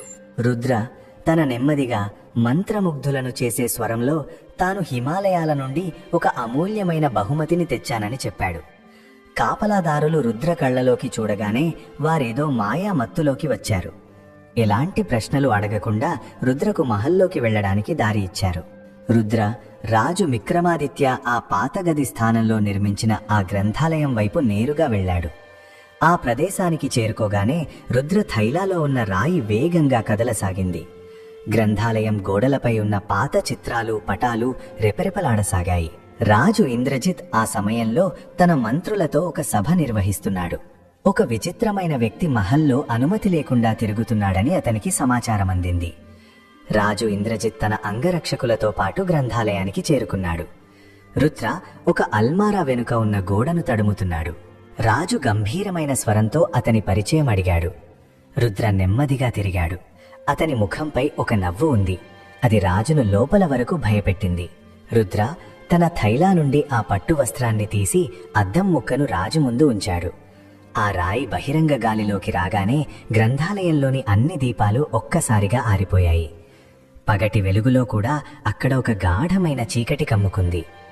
రాణి దమయంతి కూడా అక్కడికి చేరుకుంది. రాయిని చూడగానే ఆమె అరిచింది. తన పాత తరాల నుండి విన్న ఆ భయంకరమైన విషయాలు ఆమెకు గుర్తుకు రాసాగాయి. ఆ రాయి నుండి నల్లటి పొగ బయటకు వచ్చి మహల్ పైకప్పును చేరింది. రుద్ర శరీరం ఇప్పుడు వణుకుతోంది. అతని చర్మం పగలడం మొదలైంది. రాయి శక్తి అతని మానవ శరీరాన్ని తట్టుకోలేకపోతోంది. అకస్మాత్తుగా ఆ రాయి రుద్ర చేతి నుండి జారి గాలిలో తేలసాగింది. అది గోడల నుండి శక్తిని గ్రహించడం మొదలుపెట్టి నెమ్మదిగా పెద్ద ఆకారంలోకి మారసాగింది. గ్రంథాలయంలోని వేల కొలది పుస్తకాలు వాటంతటా అవే చిరిగిపోయాయి. వాటి పేజీలు గాలిలో ఎగిరిపోయాయి. రాజు ఇంద్రజిత్ తన కత్తిని తీశాడు. కాని రాయి నుండి వెలువడిన ఒక అదృశ్య తరంగం అతన్ని వెనక్కి విసిరివేసింది. ఆ రాయి సరిగ్గా అదే స్థానంలో నిలిచిపోయింది, ఎక్కడైతే శతాబ్దాల క్రితం ఆ మాయ అద్దం ఉండేదో. ఆ రాయి తన పాత స్థానాన్ని గుర్తించినట్లు అనిపించింది. మహల్ పునాది నుండి ఒక కంపనం మొదలైంది. అది నగరం అంతటా అనుభవించబడింది. ప్రజలు పెద్ద భూకంపం రాబోతుందని అనుకున్నారు. కాని రాణి దమయంతి ఇదేదో సహజ విపత్తు కాదని అర్థం చేసుకున్నారు. రాజు విక్రమాదిత్య కాలంలోని రహస్యాలను వర్ణించిన ఆ పాత రికార్డులను వెంటనే వెతకమని ఆమె ఆదేశించారు. రుద్ర ఇప్పుడు నేలపై ప్రాణం లేకుండా పడి ఉన్నాడు. అతని శరీరం నెమ్మదిగా బూడిదగా మారుతోంది. ఆ రాయి అతని పూర్తి జీవితాన్ని, మాంసాన్ని పీల్చుకుంది. ఇప్పుడు ఆ రాయి లోపల నుండి మళ్లీ అదే మధురమైన సంగీతం వినిపించసాగింది. అది సమ్మోహనం చేసేది. రాజు ఇంద్రజిత్ తన చెవులను మూసుకోవడానికి ప్రయత్నించాడు. కాని ఆ సంగీతం నేరుగా ఆత్మలోకి దిగుతోంది. మహల్లోని ఇతర సేవకులు, మంత్రులు కూడా ఆ సంగీతం ప్రభావంతో నాట్యం చేయసాగారు. వారి ముఖాలపై సంతోషం లేదు, కాని ఒక భయంకరమైన నిస్సహాయత ఉంది. దీనిని ఇప్పుడే ఆపకపోతే మొత్తం సామ్రాజ్యం మళ్లీ ఆ నల్ల పరివర్షం అవుతుందని రాణి దమయంతి గ్రహించింది. విక్రమాదిత్య వదిలి వెళ్లిన ఆ పురాతన హృదయమణిని రహస్య గది నుండి వెతికి తీసుకురావాలని ఆమె తన దాసీకి ఆదేశించింది. కాని సమస్య ఏమిటంటే ఆ మణిని సంవత్సరాలుగా ఎవరూ చూడలేదు. ఇక గ్రంథాలయం లోపలి వాతావరణం ఇప్పుడు ఏదో శ్మశానంలా భయంకరంగా మారింది. ఆ మాయారాయి గాలిలో తేలుతూ నెమ్మదిగా పెద్ద రూపాన్ని ధరిస్తోంది. దాని నుండి వెలువడుతున్న నీలి కిరణాలు రాజు ఇంద్రజిత్ మెదడును శూన్యం చేస్తున్నాయి. సాధారణ బలంతో ఈ శక్తిని ఓడించడం అసాధ్యమని రాణి దమయంతికి తెలుసు. ఆమె వెంటనే మహల్లోని అత్యంత పురాతన భాగం వైపు దృష్టి సారించింది. అక్కడ ఒక రహస్య నిచ్చెన కిందకు వెళ్లేది. ఈ మార్గం చాలా ఇరుకైనది, దుమ్ముతో నిండి ఉంది. సంవత్సరాలుగా ఇక్కడ ఎవరూ అడుగుపెట్టలేదు. రాణి చేతిలో ఒక చిన్న మషాల్ కాగడా ఉంది. దాని కాంతి గోడపై నాట్యమాడుతున్న నీడలను మరింత భయంకరంగా కనిపించేలా చేసింది. ఆమె కిందకు దిగుతున్న కొద్దీ గాలిలో తేమ, పాత లోహపు వాసన పెరిగాయి. చివరికి ఆమె సూర్యగఢ్ పురాతన రాజచిహ్నం ఉన్న ఒక భారీ ఇనుప ద్వారం ముందు చేరుకుంది. ద్వారంపై ఉన్న తాళం ఎంత తుప్పు పట్టిందంటే దానిని తెరవడం అసాధ్యంగా అనిపించింది. రాణి తన భారీ కడియంతో తాళంపై కొట్టింది. దీంతో ఒక తీవ్రమైన ప్రతిధ్వని మొత్తం నేలమాళిగలో వ్యాపించింది. చాలా ప్రయత్నాల తర్వాత తాళం పగిలిపోయింది. తలుపు ఒక కేకతో తెరుచుకుంది. నేలమాళిగ లోపల వేల కొలది పాత వస్తువులున్నాయి. అవి దుమ్ముదట్టమైన పొర కింద కప్పబడి ఉన్నాయి. రాణి రాజు విక్రమాదిత్య కాలం నాటి ముద్ర ఉన్న ఆ పెట్టెలను వెతకడం మొదలుపెట్టింది. అక్కడ పాత కత్తులు, కవచాలు, పగిలిన రథచక్రాలు చెల్లాచెదురుగా పడి ఉన్నాయి. అకస్మాత్తుగా ఆమె దృష్టి ఒక మూలలో ఉన్న ఒక చిన్న గంధపు చెక్క పెట్టెపై పడింది. అది చాలా లేత కాంతినిస్తోంది. రాణి ఆ పెట్టెను తాకగానే ఆమె లోపల ఒక సానుకూల శక్తి ప్రవహించింది. పెట్టె లోపల పట్టు మక్మల్లో చుట్టి ఉన్న ఆ హృదయమణి ఉంది. అది ఇప్పుడు మసకబారిపోయింది. మణిశక్తి ఆ మాయారాయి ఉనికి కారణంగా క్షీణిస్తున్నట్లు అనిపించింది. రాణి మణిని తన గుండెలపై పెట్టుకుని అది మళ్లీ మేల్కొననాలని ప్రార్థించింది. అప్పుడే నేలమాళిగ పైకప్పు కదలసాగింది. పైనుండి రాళ్లు పడసాగాయి. పైనున్న గ్రంథాలయంలో ఆ మాయారాయి ఇప్పుడు పూర్తిగా అద్దం రూపాన్ని తీసుకుంది. రాజు ఇంద్రజిత్ తన స్పృహ కోల్పోయి ఏదో పురుగు నిప్పు వైపు వెళ్లినట్లు ఆ అద్దం వైపు వెళ్తున్నాడు. అద్దం లోపల నుండి అదే నల్ల పరిమాయం మళ్లీ ఆకారం తీసుకుంటోంది. అది రుద్రబలిని తీసుకుని మరింత శక్తివంతమైంది. రాణి దమయంతి పిచ్చిదానిలా మెట్ల వైపు పరిగెట్టింది. కాని మార్గం శిథిలాలతో మూసుకుపోయింది. ఆమె ఇప్పుడు రాజు దర్బారు లేదా గ్రంథాలయం వైపు నేరుగా వెళ్లే మరొక రహస్య మార్గాన్ని కనుగొనాలి. ఆమె గోడపై ఉన్న ఒక పాత మషాల్ స్టాండ్ను తిప్పింది. దీంతో ఒక రహస్య గోడ కదిలింది. ఈ మార్గం విక్రమాదిత్య మూసివేసిన ఆ నిషేధిత కారిడార్ వెనక్కు దారితీసింది. రాణి అక్కడకు చేరుకున్నప్పుడు మొత్తం మహల్ ఒక మాయా పొగమంచుతో నిండి ఉందని ఆమె చూసింది. సైనికులు ఒకరినొకరు గుర్తించలేకపోతున్నారు. భయంతో కత్తులు తిప్పుతున్నారు. రాణి హృదయమణిని పైకెత్తి రాజు ఇంద్రజిత్ పేరును గట్టిగా పిలిచింది. ఆమె స్వరంలో ఉన్న నిజాయితీ, ప్రేమ ఒక క్షణం పాటు ఆ మాయా సంగీతాన్ని నిలిపివేసింది. రాజు ఇంద్రజిత్ అద్దంకు సరిగ్గా దగ్గరగా ఆగిపోయాడు. అద్దం లోపల కూర్చున్న పరిమాయ రాణి వైపు చూసి భయంకరంగా అరిచింది. ఆ కేకకు మహల్లోని అన్ని గాజు పాత్రలు, కిటికీలు పగిలి చెల్లాచెదురుగా పడిపోయాయి. రాణి చేతి నుండి మణిని లాక్కోవడానికి పరి తన నీడలను పంపింది. ఆ నీడలు నల్ల నాగరాజులలా నేలపై పాకుతూ రాణి వైపు వెళ్లసాగాయి. రాణి భయపడకుండా మణిని తన అరచేతి మధ్యలో ఉంచి తన విశ్వాసం యొక్క వెచ్చదనాన్ని దానికి అందించింది. అకస్మాత్తుగా మణి లోపల నుండి ఒక బంగారు కిరణం వెలువడింది. అది ఆ నల్ల నీడలను బూడిదగా మార్చింది. రాజు ఇంద్రజిత్ కళ్ళ నుండి ఆ పొగమంచు తొలగసాగింది. అతనికి తన పరిస్థితి అర్థమైంది. తాను ఒక మృత్యు వలయం ముందు నిలబడి ఉన్నట్లు అతను చూశాడు. రాజు వెంటనే తన కత్తిని పైకెత్తాడు. కాని రాణి అతన్ని ఆపింది. ఈ అద్దాన్ని పగలగొట్టడం వల్ల ఆ పరి అంతం కాదని, అది మరింత ముక్కలుగా విడిపోతుందని రాణి చెప్పింది. దీనిని మళ్లీ శాంతించే స్థితికి తీసుకురావాలి. రాణి మణిని నేరుగా ఆ అద్దం కేంద్రంపై ఉంచింది. రెండు శక్తుల కలయికతో ఒక కాంతి పుట్టింది. అది మొత్తం సూర్యగఢ్ను పగటి వెలుగులా నింపింది. పరిమాయ ముఖం ఇప్పుడు కోపంతో కాదు, బాధతో నిండి ఉంది. ఆమె మళ్లీ రాయిలోని ఆ చిన్న ముక్కలో కుంచుకుపోసాగింది. కాని ఈసారి రాణి దానిని నాశనం చేయకుండా మణి లోపల బంధించాలని సంకల్పం తీసుకుంది. మొత్తం గ్రంథాలయంలో గాలి ఒక సుడిగాలిలా వీచసాగింది. అది దుమ్ము, ప్రతికూలత మొత్తాన్ని తన లోపల చేర్చుకుంది. అంతా ప్రశాంతమైనప్పుడు రాజు ఇంద్రజిత్, రాణి దమయంతి నేలపై పడి ఉన్నారు. ఆ మాయ అద్దం మాయమైపోయింది. దాని స్థానంలో కేవలం ఆ హృదయం అని పడి ఉంది. మణి లోపల ఇప్పుడు ఒక చిన్న నల్లటి చుక్క కనిపించింది. అది బంధించబడిన పరి యొక్క అంశం. రాజు ఇంద్రజిత్ రాణి చేతిని పట్టుకుని ఆమెను లేవనెత్తాడు. ఆమె ధైర్యానికి నమస్కరించాడు. పాత కథలు కేవలం కల్పనలు కాదని, రాబోయే ప్రమాదాలకు హెచ్చరికలని అతనికి ఇప్పుడు అర్థమైంది.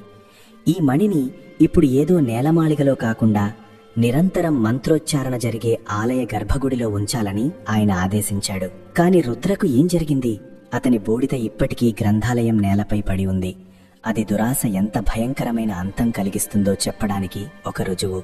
రాజు ఆ స్థలాన్ని శుభ్రం చేయించి జ్ఞానంతో పాటు ధర్మాన్ని కూడా రక్షించడం తప్పనిసరి అనే కొత్త నియమాన్ని రూపొందించాడు. ఇక సూర్యగఢ్లో శాంతి నెలకొంది. హృదయమణిని ఆలయంలోని అత్యంత సురక్షితమైన పవిత్రమైన గర్భగుడిలో స్థాపించారు. ప్రతిరోజు అక్కడ జరిగే శంఖారావం, మంత్రోచ్చారణలు ఆ మణి లోపల బంధించబడిన పరి అంశాన్ని సుప్తావస్థలో ఉంచాయి.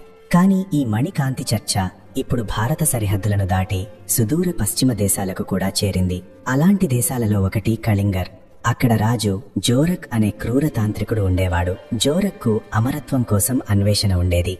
సూర్యగఢ్ హృదయమణిలో సమయాన్ని ఆపగల శక్తి ఉందని అతనికి తెలుసు. సూర్యగఢ్ను గమనించడానికి అతను తన అత్యంత మాయాదూతలను పంపాడు. జోరక్ స్వయంగా ఒక తాంత్రికుడు. అతను తన ఆత్మలో ఒక భాగాన్ని సైతాన్ శక్తులకు విక్రయించాడు. అతను ఒక సాధారణ యాత్రికుడి వేషం ధరించి సూర్యగఢ్ రాజధానిలోకి ప్రవేశించాడు. అతనితో ఒక నల్ల బాజ్ గద్ద ఉంది. దాని కళ్లతో అతను మహల్లోని కార్యకలాపాలను చూడగలడు. ఆలయం చుట్టూ ఒక రక్షణ కవచం ఉందని, ఏ ప్రతికూల శక్తి దానిని దాటలేదని జోరక్ గ్రహించాడు. అతను మోసంతో సహాయం తీసుకోవాలని నిర్ణయించుకున్నాడు. నగరం వెలుపల ఒక ఉచిత వైద్య శిబిరం ఏర్పాటు చేశాడు. తన మాయాశక్తులతో రోగులను నయం చేయడం మొదలుపెట్టాడు. దీంతో నగరవాసులలో అతని పట్ల భక్తి పెరిగింది. నెమ్మదిగా అతని ఖ్యాతి రాజు ఇంద్రజిత్ చెవులకు కూడా చేరింది. రాజు ఆ విదేశీ వైద్యుణ్ణి గౌరవపూర్వకంగా దర్బారుకు ఆహ్వానించాడు. రాణి దమయంతికి ఆ వ్యక్తి కళ్లలో చూసినప్పుడు ఒక విచిత్రమైన వణుకు అనుభవమైంది. జోరక్ కళ్ళు ఏదో చనిపోయిన చేపలా చల్లగా స్థిరంగా ఉన్నాయి. అతను రాజుకు బహుమతిగా ఒక సుగంధ తైలాన్ని ఇచ్చాడు. దానిని వెలిగించగానే మొత్తం మహల్లో ఒక మత్తుగా ఆహ్లాదకరమైన వాసన వ్యాపించింది. ఈ సుగంధ ప్రభావం వల్ల ప్రజలు నెమ్మదిగా తమ అప్రమత్తతను కోల్పోయి వారి మనసు బద్ధకంతో నిండిపోయింది. ఆలయ పూజారులు కూడా ఆ సుగంధ ప్రభావంతో గాఢ నిద్రలోకి జారుకోసాగారు. ఒక రాత్రి అమావాస్య దట్టమైన చీకటిలో మొత్తం సూర్యగఢ్ గాఢ నిద్రలో ఉన్నప్పుడు జోరక్ ఆలయం వైపు వెళ్లాడు. అతను ఏదైనా పవిత్ర లోహాన్ని కరిగించగల ఒక ప్రత్యేక రకం ఆమ్లాన్ని తనతో తీసుకున్నాడు. ఆలయ కాపలాదారులు సమ్మోహితులై తమ స్థానాల్లో విగ్రహాల్లా నిలబడి ఉన్నారు. జోరక్ గర్భగుడి ద్వారం దగ్గరికి చేరుకోగానే హృదయమణి వేగంగా కొట్టుకోసాగింది. ఏదో రాబోయే ప్రమాదాన్ని సూచిస్తున్నట్లు. జోరక్ తన మంత్రాలను జపించడం మొదలుపెట్టాడు. దీంతో ఆలయ గోడలపై ఉన్న దేవతా చిత్రాలు మసకబారసాగాయి. అతను ఆ ఆమ్లాన్ని గర్భగుడి తాళంపై వేసి లోపలికి ప్రవేశించాడు.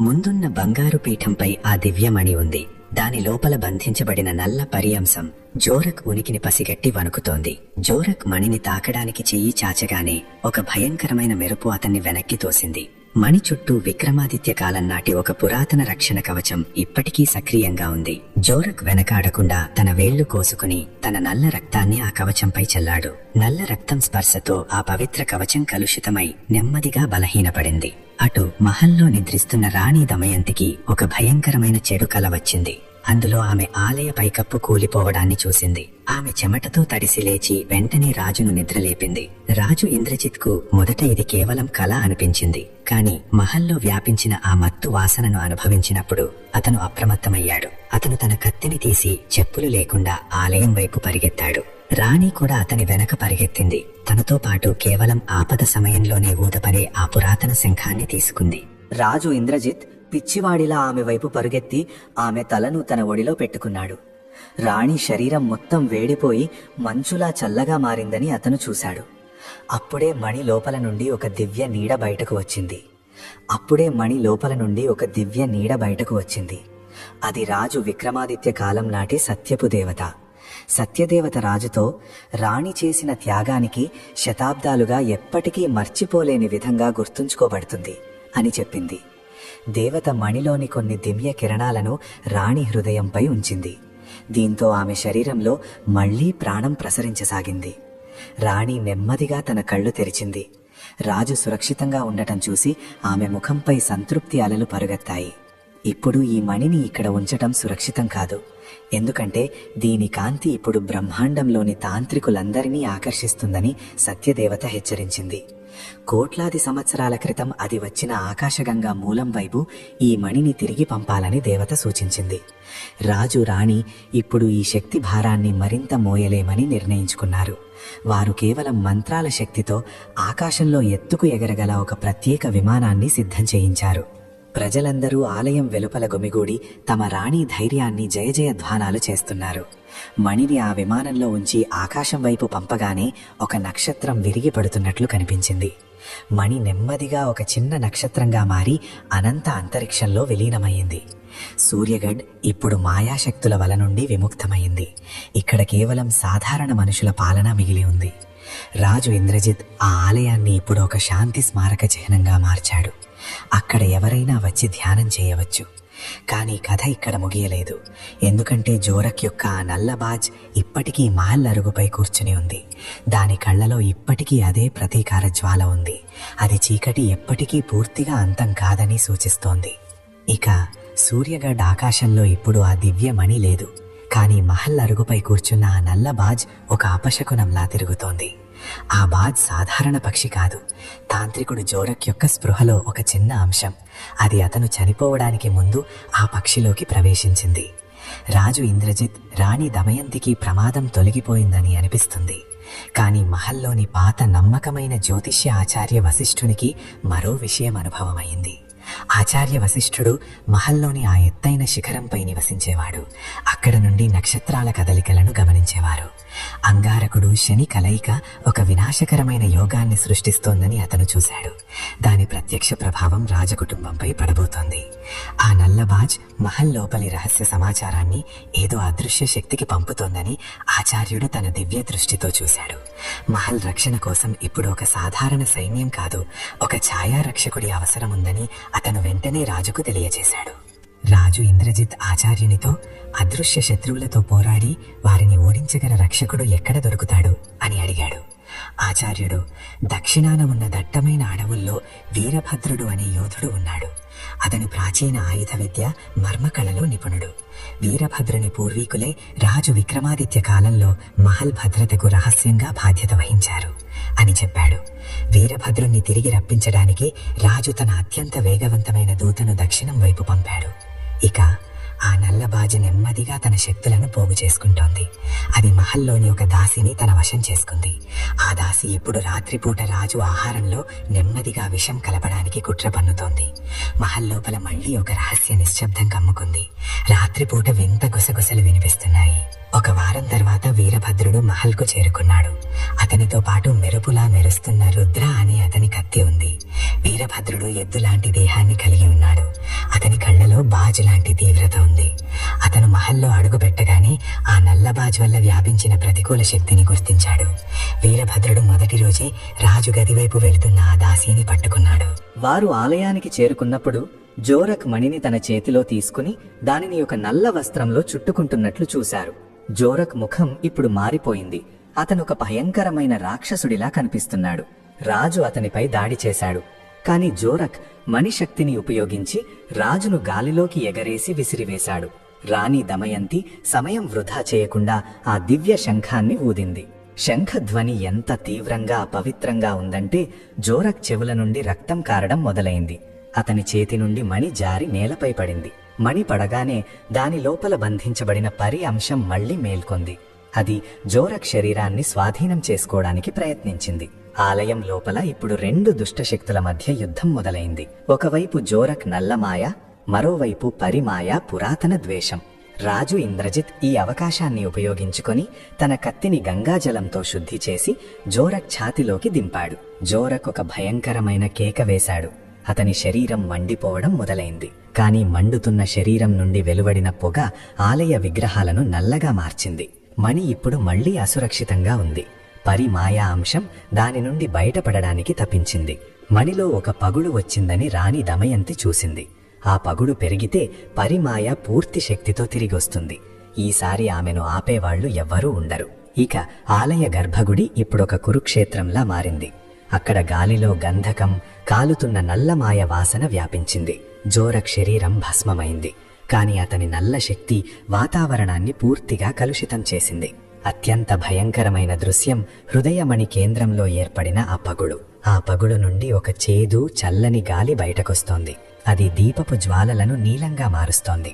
రాణి దమయంతి మణిలో బంధించబడిన పరిమాయ అంశం ఇప్పుడు ఆ పగులు నుండి బయటపడడానికి తన పూర్తి శక్తిని ఉపయోగిస్తున్నట్లు చూసింది. రాజు ఇంద్రజిత్ తన కత్తితో ఆ నల్ల పొగను కట్ చేయడానికి ప్రయత్నించాడు. కాని ఆ పొగ అతని కత్తిని దాటి వెళ్లిపోయేది. ఈ దైవిక మణిని కేవలం శారీరక బలంతో లేదా ఆయుధాలతో సరిచెయ్యలేమని రాణికి అర్థమైంది. ఆమె బాల్యంలో తన గురువు నుండి నేర్చుకున్న ఆ ప్రాచీన గ్రంథాలలోని శ్లోకాలను గుర్తు చేసుకుంది. ఆ గ్రంథాలలో ఇలా వ్రాయబడింది: ఒక పవిత్రమణి విరిగిపోతే దానిని స్వచ్ఛమైన ప్రేమ, నిస్వార్థ త్యాగం రక్తంతో మాత్రమే తిరిగి జీవింపచేయవచ్చు. రాణి రాజు వైపు చూసింది. ఆమె కళ్లలో ఒక చివరి వీడుకోలు మెరుపు ఉంది. రాణి ఏం ఆలోచిస్తుందో రాజుకు అర్థమైంది. అతను రాణి చేతిని గట్టిగా పట్టుకున్నాడు. ఈ అగ్ని పరీక్షలో ఆమెను ఒంటరిగా వదలనని రాజు చెప్పాడు. సూర్యగఢ్ రక్షణ కోసం ఒకరు సాక్షిగా ఉండాలి, మరొకరు బలి ఇవ్వాలని రాణి నవ్వుతూ చెప్పింది. రాణి గర్భగుడి నేలపై తన చూపుడు వేలితో ఒక మండలం గీసి దాని మధ్యలో విరిగిన మణిని ఉంచింది. ఆమె కళ్ళు మూసుకుని శ్వాస నెమ్మదిగా మారి ఆత్మ మేల్కొనే ధ్యాన స్థితిలోకి వెళ్ళింది. రాణి తన హృదయం నుండి వెలువడుతున్న బంగారు శక్తిని ఆ మణి పగులు వైపు మళ్లించడం మొదలుపెట్టింది. రాణి శక్తి మణిలోకి వెళ్తున్న కొద్దీ ఆమె ముఖం పాలిపోయి నిస్తేజంగా మారసాగింది. అటు మణిలోని ఆ పగులు నెమ్మదిగా నిండసాగింది. కాని పరిమాయ అంశం చివరిసారిగా గర్జించింది. ఆమె రాణి మనసులో భయంకరమైన దృశ్యాలను చూపించడం మొదలుపెట్టింది. తద్వారా ఆమె దృష్టి మండుతుంది. ఆమె వెళ్లిపోయిన తర్వాత రాజు ఇంద్రజిత్ ఎంత దుఃఖిస్తాడు, సామ్రాజ్యం ఎలా చెల్లా చెదురవుతుందని ఆమె రాణికి చూపించింది. కాని రాణి సంకల్పం అచంచలమైనది. ఆమె మనసు హిమాలయ పర్వతంలా స్థిరంగా ఉంది. అకస్మాత్తుగా రాణి తన అరచేతిపై ఒక చిన్న గాయం చేసుకుని తన రక్తం కొన్ని చుక్కలను ఆ పగులుపై చల్లింది. రక్తం తగలగానే ఒక తీవ్రమైన గర్జన వినిపించింది. మొత్తం ఆలయంలో ఒక అలౌకిక తెల్లటి కాంతి వ్యాపించింది.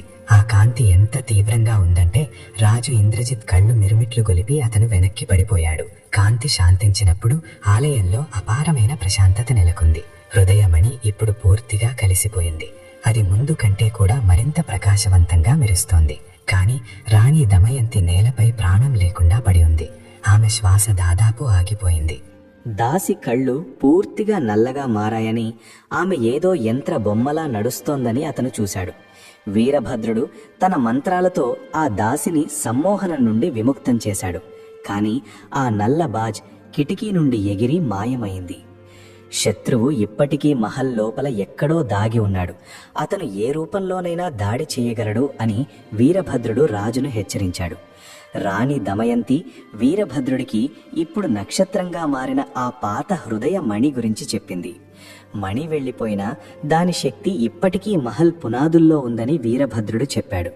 మహల్ చుట్టూ ఒక రక్షణ కవచం ఏర్పరచడానికి అతను గంగాజలం, అభిమంత్రించిన భస్మాన్ని ఉపయోగించాడు.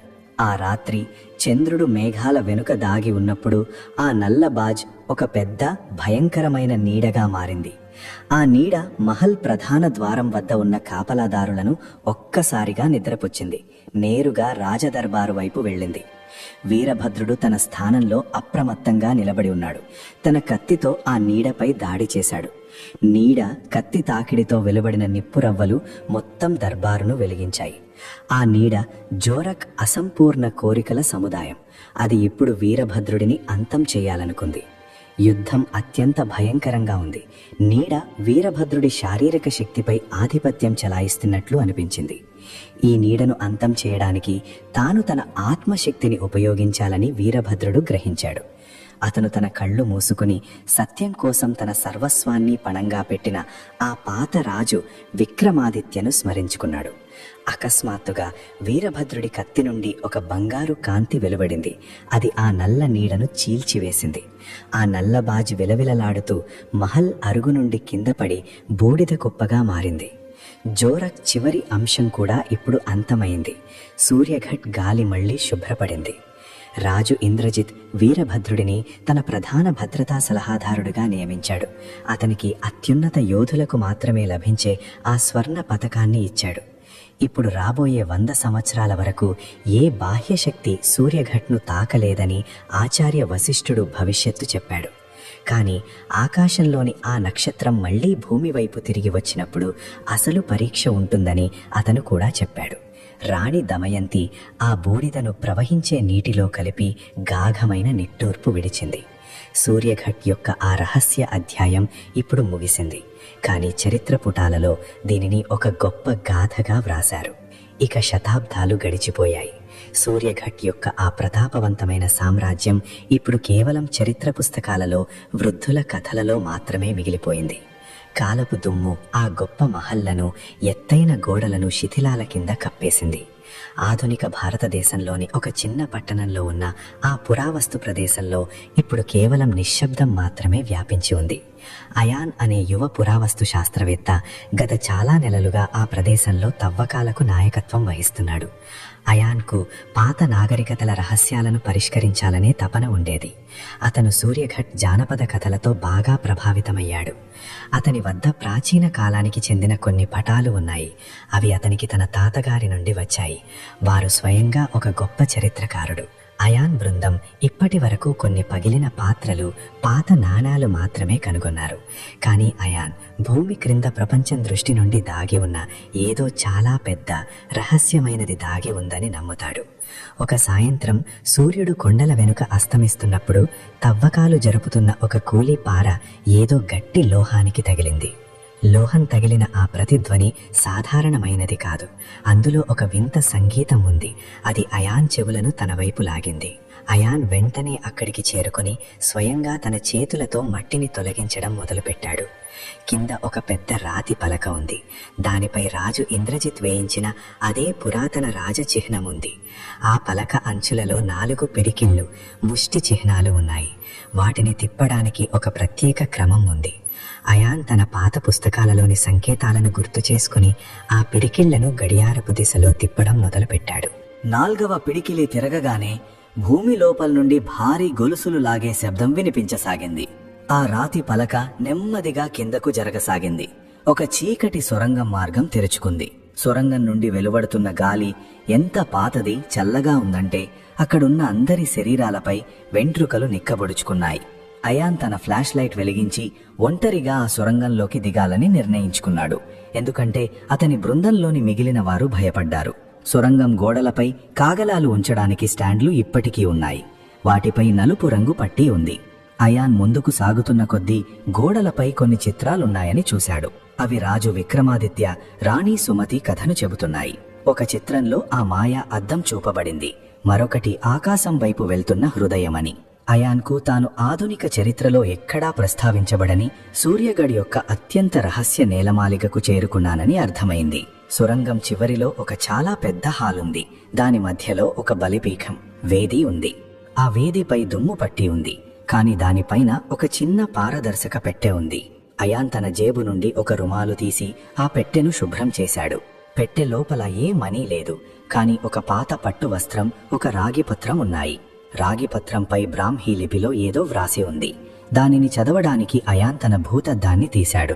దానిపై ఇలా వ్రాయబడి ఉంది: ఆకాశంలోని ఆ నక్షత్రం మళ్లీ తన కక్షలోకి తిరిగి వచ్చినప్పుడు ఈ ప్రదేశంలో ఒక కొత్త జ్యోతి పుడుతుంది.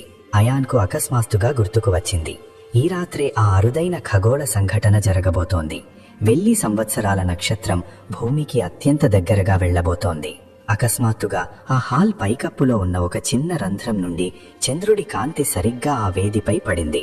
ఆ కాంతి ఎంత శక్తివంతంగా ఉందంటే అయాన్ ఫ్లాష్ లైట్ దాని ముందు మసకబారిపోయింది. ఆ పాత పట్టు వస్త్రం లోపల నుండి ఏదో స్త్రీ స్వరంతో ఒక మధురమైన గుసగుస వినిపించసాగింది. అయాన్ వణుకుతున్న చేతులతో ఆ వస్త్రాన్ని తొలగించి అక్కడ చాలా చిన్న ప్రకాశవంతమైన రాయి ముక్క మిగిలి ఉందని చూశాడు. ఇది ఆ హృదయమణి యొక్క ఒక సూక్ష్మ భాగం.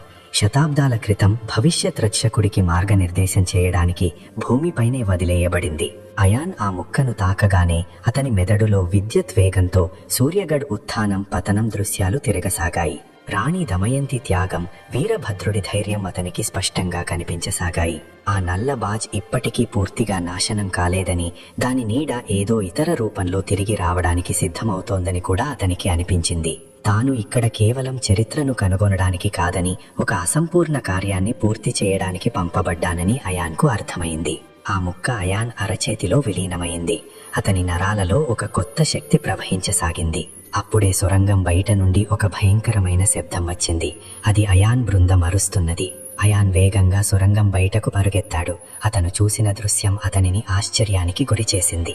ఆకాశంలో ఆ 1000 సంవత్సరాల నక్షత్రం ఎరుపు రంగులోకి మారిపోయింది. దాని నుండి నల్ల కిరణాలు వెలువడుతున్నాయి. ఆ నల్ల కిరణాల స్పర్శతో తవ్వకాలు జరుగుతున్న ప్రదేశంలో ఉన్న అన్ని ఆధునిక యంత్రాలు వాటంతటవే పనిచేయడం మొదలుపెట్టాయి. వాటికి నిప్పు అంటుకుంది. దుమ్ము సుడిగాలి నుండి ఏదో పురాతన యోధుడి లాంటి ఒక ఆకారం ఉద్భవిస్తోంది. కాని దాని కళ్ళు తాంత్రికుడు జోరక్ కళ్ళలాగే చల్లగా నల్లగా ఉన్నాయి. ఆ ఆకారం అయాన్ వైపు వెళ్ళింది. అది అయాన్ మాత్రమే అర్థం చేసుకోగల ఒక భాషలో మాట్లాడింది. తాను శతాబ్దాలుగా ఈ క్షణం కోసం ఎదురు చూస్తున్నానని, తద్వారా ఆ మిగిలి ఉన్న అంశాన్ని పొందగలనని అది చెప్పింది. అయాన్ తన పిడికిలి బిగించాడు. అతని అరచేతి నుండి ఒకప్పుడు రాజుల వద్ద ఉన్న అదే బంగారు కాంతి వెలువడుతోందని అతనికి అనిపించింది. ఇక తవ్వకాలు జరుగుతున్న ఆ నిర్జన ప్రదేశంలో ఇప్పుడు విజ్ఞానం మాయల మధ్య ఒక భయంకరమైన ఘర్షణ జరుగుతోంది. ఆకాశంలో ఆ నక్షత్రం ఇప్పుడు ఒక పెద్ద రక్తసిక్తమైన కన్నులా మెరుస్తోంది. దాని నుండి వెలువడుతున్న నల్ల కిరణాలు వాతావరణాన్ని విషపూరితం చేస్తున్నాయి. అయాన్ ముందు నిలబడి ఉన్న ఆ ఆకారం నెమ్మదిగా ఘనరూపం తీసుకుంటోంది. అది జోరక్ నల్లమాయ కాల వ్యవధి కలయికతో ఏర్పడిన ఫలితం. అయాన్ బృందం భయంతో తమ వాహనాల వైపు పరుగెత్తారు. కానీ వాహనాలు వాటంతటవే లాక్ అయిపోయాయి. వాటి ఇంజన్ల నుండి నల్ల పొగ వస్తోంది. అతని అరచేతిలో ఉన్న ఆ మణిభాగం ఏదో జీవిస్తున్న హృదయంలా వేగంగా కొట్టుకుంటోందని అయాన్ గ్రహించాడు. ఆ ప్రాచీన యోధుడి లాంటి ఆకారం తన చేతిని గాలిలో ఊపింది. దీంతో భూమి పగలడం మొదలైంది. అందులో నుండి పాత దుమ్ము, శిథిలాలతో ఏర్పడిన సైనికులు బయటకు రాసాగారు. అయాన్ తన పూర్తి ధైర్యాన్ని కూడదీసుకుని తన పిడికిలిని ఆకాశం వైపు తెరిచాడు. అతని అరచేతి నుండి ఒక అత్యంత తీవ్రమైన బంగారు కాంతి వెలువడింది. అది ఆ దుమ్ము సైనికులను ఒక్క క్షణంలో గాలిలో చెల్లాచెదురు చేసింది. ఆ నల్ల ఆకారం అయాన్ వైపు వెళ్ళింది. దాని స్వరం వేల కొలది రాళ్లు ఒకేసారి రాసుకుంటున్నట్లుంది. ఈ అల్ప మానవుడు ఈ ప్రాచీన శక్తి భారాన్ని మోయలేడని అది అయాన్తో చెప్పింది. అయాన్ వెనక్కి తగ్గుతూ తన వద్ద ఉన్న లేజర్ మ్యాపింగ్ పరికరాన్ని తీసుకున్నాడు. అది తవ్వకాల పనులకు ఉపయోగపడేది. అతను ఆ పరికరం లేజర్ కిరణాలను తన అరచేతిలోని దివ్యకాంతితో కలపడానికి ఒక సాహసోపేత ప్రయత్నం చేశాడు. విజ్ఞాన పరికరం, దైవిక శక్తి, ఈ కలయికతో ఒక కాంతిపుంజం తయారైంది. అది ఏ ఆధునిక ఆయుధం కంటే కూడా శక్తివంతమైనది. అయాన్ ఆ పుంజాన్ని ఆ ఆకారంపై వదలగానే ఒక పెద్ద పేలుడు సంభవించింది. అది మొత్తం తవ్వకాల ప్రదేశాన్ని కదిలించింది. నల్ల ఆకారం కవచం పగలడం మొదలైంది. దాని లోపల నుండి ఒకప్పుడు పరిమాయాకు గుర్తింపు అయిన అదే పాత నీలి నిప్పు కనిపించసాగింది. ఈ ప్రమాదం కేవలం జోరక్ది కాదని, పరిమాయా మిగిలి ఉన్న ద్వేషం ఇప్పుడు ఆధునిక సాంకేతికతను ఆశ్రయించిందని అయాన్కు ఇప్పుడు అర్థమైంది. ఆ నల్ల శక్తి ఇప్పుడు మనుషులను మాత్రమే కాదు, యంత్రాలను కూడా తన వశం చేసుకోగలదు. పక్కనే ఉన్న ఒక పెద్ద తవ్వకాల గ్రెయిన్ వాటంతటా అది కదలడం మొదలైందని, దాని భారీ ఇనుప చేయి అయాన్ వైపు వెళ్లసాగింది అని అయాన్ చూశాడు. అయాన్ చురుకుగా దూకి ఆ క్రేన్ కింద నుండి తప్పించుకున్నాడు. కానీ అతని ఫ్లాష్ లైట్ పగిలిపోయింది. ఇప్పుడు అక్కడ ఆ రక్తసిక్తమైన నక్షత్రం, అయాన్ అరచేతి కాంతి మాత్రమే మిగిలి ఉన్నాయి. తాను భయపడుతున్న కొద్దీ మణికాంతి తగ్గుతోందని అయాన్ గ్రహించాడు. రాజు విక్రమాదిత్య, రాణి దమయంతి ఎల్లప్పుడూ నిర్భయంగా, నిస్వార్థంగా పోరాడారని అతనికి గుర్తుకొచ్చింది. అయాన్ తన కళ్ళు మూసుకుని తన మనస్సు లోపల ఉన్న భయాన్ని బయటకు నెట్టాడు. అతను తనను సూర్యఘడి యొక్క ఆ గొప్ప రాజుల వారసుడిగా భావించి ఆ రాగి పత్రంపై చదవడానికి దొరికిన ఒక ప్రాచీన మంత్రాన్ని ఉచ్చరించాడు. మంత్రం ప్రతిధ్వనించగానే ఆ హృదయమని అంశం అయాన్ శరీరం నుండి బయటకు వచ్చి ఒక రక్షణ కవచంలా అతని చుట్టూ వ్యాపించింది. ఆ కవచం లోపల అయాన్కు ప్రాచీన కాలం నాటి ఆ యోధుల స్వరాలు వినిపించసాగాయి. అవి అతనికి యుద్ధ కళను బోధిస్తున్నాయి. అయాన్ ఒక ఖాళీగా పడి ఉన్న ఇనుపరాడ్ను తీసుకున్నాడు. అది మణిస్పర్శతో ఒక దివ్య కత్తిగా మారింది. అతను ఆ భారీ క్రేన్ వైపు పరుగెత్తి ఒక్క దెబ్బతో దాని ఇనుప చేయిని కట్ చేసి విడిగా పడేశాడు. ఆ నల్ల ఆకారం ఇప్పుడు కోపంతో పిచ్చిగా మారింది. అది ఆకాశం మొత్తాన్ని నల్ల మేఘాలతో కప్పేసింది. దీంతో ఆ నక్షత్రం దాగిపోయింది. చీకటిగా ఉండడం వల్ల అయాన్కు శత్రుస్థానం తెలియలేదు. అప్పుడే అయాన్ తన అంతర్దృష్టిని ఉపయోగించి శత్రు ప్రతికూల శక్తిని అనుభవించడానికి ప్రయత్నించాడు. ఆ ఆకారం సరిగ్గా తన వెనక నిలబడి ఉందని, అతన్ని చంపడానికి తన చేతిని ఎత్తిందని అతను గ్రహించాడు. అయాన్ వెనక్కి తిరగకుండానే తన దివ్య కత్తిని వెనక్కి తిప్పి శత్రు ఛాతీని దాటి వెళ్లాడు. ఒక కేక వినిపించింది. అది ఎంత భయంకరంగా ఉందంటే పక్కనున్న కొండలలో రాళ్లు పడసాగాయి. ఆ ఆకారం నెమ్మదిగా పొగగా మారసాగింది. కాని వెళ్లిపోతూ అది అయాన్కు ఇది కేవలం ఒక పావు మాత్రమే అని హెచ్చరించింది. అసలు అద్దం ఇప్పటికీ ఎక్కడో సురక్షితంగా ఉందని, అది త్వరలో తన పూర్తి ఆకారాన్ని తీసుకోబోతోందని అది చెప్పింది. ఆ ఆకారం మాయం కాగానే ఆకాశంలోని మేఘాలు తొలగిపోయాయి. ఆ నక్షత్రం తన సాధారణ స్థితికి తిరిగి వచ్చింది. అయాన్ బృందం నెమ్మదిగా స్పృహలోకి రాసాగింది.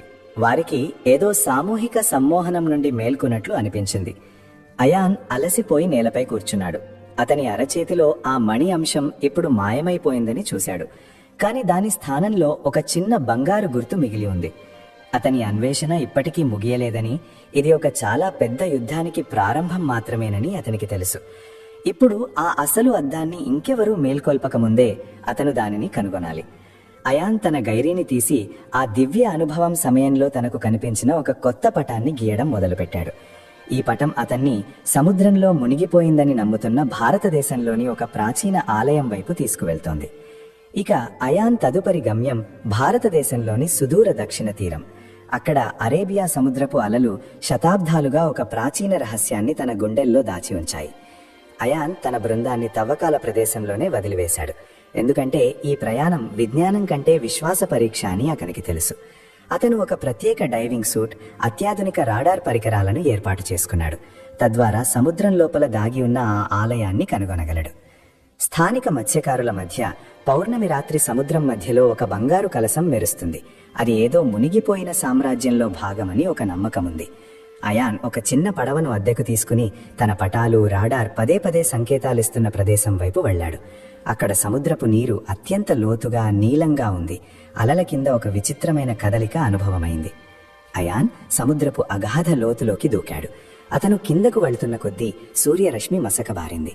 చుట్టూ ఒక రహస్యమైన నీలి చీకటి కమ్ముకుంది. అకస్మాత్తుగా అతని రాడార్ ఒక భారీ నిర్మాణం యొక్క రూపురేఖలను చూపించింది. అది ఏదో ఆధునిక భవనంలా కాకుండా ప్రాచీన భారతీయ వాస్తుశిల్పం నమూనాలా ఉంది. అయాన్ ఫ్లాష్ లైట్ కాంతి ఆ నిర్మాణంపై పడగానే అతని మనసు చెదిరిపోయింది.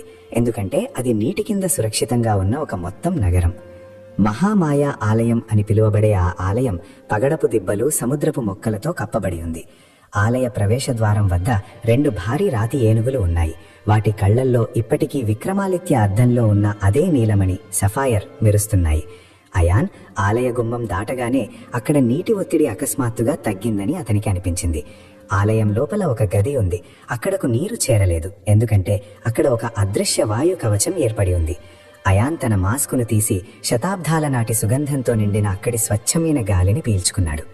ఆ గది గోడలపై అయాన్ ఆ రహస్య నీలమాలిగలో విన్న అదే దివ్య సంగీతం ప్రతిధ్వనిస్తోంది. మధ్యలో ఒక పెద్ద తామర పువ్వు ఆకారంలో ఉన్న అద్దం ఉంది. అది పూర్తిగా పచ్చ ఎమరాల్డ్ రాయితో తయారు చేయబడింది. ఆ అద్దం అంచులలో నల్ల పాచి పేరుకుపోతోందని అయాన్ చూశాడు. అది నీడ సామ్రాజ్యం సంక్రమణకు సంకేతం. అయాన్ అద్దాన్ని శుభ్రం చేయడానికి చెయ్యి చాచగానే గుహ పైకప్పు నుండి ఒక భారీ కొండ చీలువ కిందకు దిగింది. దాని సగం శరీరం మనిషిది. ఇది అద్దాన్ని రక్షించడానికి నియమించబడిన అనాకొండ రక్షకుడు. కానీ అది ఇప్పుడు నల్ల శక్తుల వశమైంది. రక్షకుడు అయాన్ను తన తోకతో అంత బలంగా కొట్టాడు. అయాన్ గుహ గోడకు కొట్టుకున్నాడు. ఈ శత్రువును చంపితే అటవీ సమతుల్యత దెబ్బతింటుందని అయాన్ గ్రహించాడు. అందుకే అతను దానిని సమ్మోహనం నుండి విముక్తం చేయాలి. అతను తన కర్రను ఆకాశం వైపు చూపి వర్షం కోసం పిలిచాడు. దీంతో గుహ లోపలే పవిత్ర జలధార కురవసాగింది. ఆ చల్లని నీటి స్పర్శతో రక్షకుని సమ్మోహనం తొలగసాగింది. అతని కళ్ళ నుండి నల్ల పొగ బయటకు వచ్చింది. నయారా అయాన్కు సహాయం చేసింది. ఇద్దరూ కలిసి తమ శక్తిని అద్దం వైపు మళ్లించారు. అద్దం నుండి ఒక ఆకుపచ్చ కాంతి వెలువడింది. అది మొత్తం అడవిని ఒక కొత్త శక్తితో నింపి నల్లపాచిని భస్మం చేసింది. అయాన్ ఆ అద్దాన్ని కూడా ఒక చిన్న ఆకుపచ్చ ముత్యంగా మార్చి తన మాయా సంచిలో భద్రంగా పెట్టుకున్నాడు. నయారా అయాన్కు ఒక పురాతన మూలికను ఇచ్చింది. అది భవిష్యత్ యుద్ధాలలో విషం నుండి అతన్ని రక్షించబోతోంది. ఇప్పుడు అయాన్ వద్ద 3 అద్దాలున్నాయి. కానీ అతని అలసట పెరుగుతోంది. సమయం తక్కువగా ఉంది. తదుపరి ప్రదేశం జపాన్ సముద్ర పర్వతాలలో ఉంది. అక్కడ తుఫానుల అద్దం ఒక సక్రియ అగ్ని పర్వతం లోపల దాగి ఉంది. ఇక ఈజిప్ట్ ఎడారులను వదిలి అయాన్ ఇప్పుడు అమెజానుని పిలువబడే దక్షిణ అమెరికాలోని ఆ దట్టమైన అభేద్యమైన అడవులలో ఉన్నాడు. ఇక్కడి గాలి ఎంత తేమగా, బరువుగా ఉందంటే ప్రతి శ్వాసతో ఊపిరితిత్తులలో తడి మట్టి వాసన నిండుతోంది. అయాన్ తదుపరి లక్ష్యం ప్రకృతి అద్దం. అది అమెజాన్ యొక్క అత్యంత రహస్య, ప్రమాదకరమైన తెగ యానోమా రక్షక్ వద్ద ఉంది. ఈ అద్దం ఏదో నిర్జీవ వస్తువు కాదు, ఒక సజీవ వృక్షం లాంటిది. అది మొత్తం అటవీ జీవశక్తిని నియంత్రిస్తుంది. పరిషత్ కాలచక్రం అయాన్కు ఛాయా సామ్రాజ్య దూతలు అప్పటికే ఇక్కడకు చేరుకున్నారని, వారు అడవిని లోపల నుండి ఎండిపోతున్నారని సంకేతం ఇచ్చింది. అయాన్ దట్టమైన అడవుల్లోకి అడుగు పెట్టగానే ఇక్కడి చెట్లు, పొదలు సాధారణమైనవి కాదని, అయాన్ ఉనికికి ప్రతిస్పందిస్తున్నాయని అతనికి అనిపించింది. ముళ్ల పొదలు వాటంతటవే అతని దారిని అడ్డుకుంటున్నాయి. భారీ తీగలు పాములలా అతని కాళ్లను చుట్టేయడానికి ప్రయత్నిస్తున్నాయి.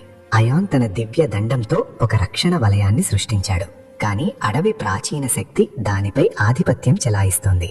అప్పుడే అకస్మాత్తుగా పొదల వెనుక నుండి డజన్ల కొద్ది విషపూరిత బాణాలు అయాన్ వైపు వచ్చాయి. వాటిని అతను తన చురుకుదనంతో గాలిలోనే ఆపేశాడు. అతని ముందు యానోమా తెగ యోధులు నిలబడి ఉన్నారు. వారి శరీరాలపై వింత నీలం, ఎరుపు రంగు పచ్చబొట్లు ఉన్నాయి. అవి చీకట్లో మెరుస్తున్నాయి. వారి రాణి నయారా ఒక ఎత్తైన రాయిపై నిలబడి ఉంది. ఆమె కళ్లలో పులిలాంటి క్రూరత్వం, గరుడ లాంటి తీవ్రత ఉన్నాయి. నయారా తన భాషలో గర్జించింది. దీంతో మొత్తం అడవి కంపించిపోయింది. వేల కొలది పక్షులు ఒకేసారి చెట్ల నుండి ఎగిరిపోయాయి. అయాన్ తన అరచేతిని పైకెత్తి శాంతి సంకేతమిచ్చాడు. కాని నయారాకు అయాన్ కూడా తమ హరిత హృదయం దొంగలించడానికి వచ్చిన బయటి దొంగే అని అనిపించింది. నయారా ఒక మంత్రం పఠించింది. దీంతో భూమి నుండి భారీ మాంసాహార మొక్కలు బయటకు వచ్చి అయాన్ను మింగడానికి తమ నోళ్లు తెరిచాయి. అయాన్ తన శక్తిని ఉపయోగించి ఆ మొక్కలను నిద్రపుచ్చాడు. నయారాకు ప్రాచీన సంధుల సాక్షి అయిన ఆ సూర్యగడి చిహ్నాన్ని చూపించాడు. నయారా కోపం అప్పుడు శాంతించింది. ఆమె ప్రకృతి అద్దమున్న ఆ రహస్య గుహ వైపు అయాన్ను తీసుకువెళ్లాలని నిర్ణయించుకుంది. గుహ లోపలి దృశ్యం అద్భుతంగా ఉంది. అక్కడ గోడలపై వేల కొలది మెనుగురు పురుగులు అతుక్కుని నీలి కాంతిని వెదజల్లుతున్నాయి. మధ్యలో ఒక పెద్ద తామర పువ్వు ఆకారంలో అద్దం ఉంది.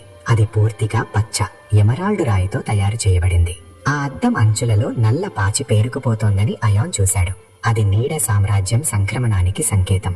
అయాన్ అద్దాన్ని శుభ్రం చేయడానికి చెయ్యి చాచగానే గుహ పైకప్పు నుండి ఒక భారీ కొండ చిలువ కిందకు దిగింది. దాని సగం శరీరం మనిషిది. ఇది అద్దాన్ని రక్షించడానికి నియమించబడిన అనాకొండ రక్షకుడు. కాని అది ఇప్పుడు నల్ల శక్తుల వశమైంది. రక్షకుడు అయాన్ను తన తోకతో అంత బలంగా కొట్టాడు. అయాన్ గుహ గోడకు కొట్టుకున్నాడు. ఈ శత్రువును చంపితే అటవీ సమతుల్యత దెబ్బతింటుందని అయాన్ గ్రహించాడు.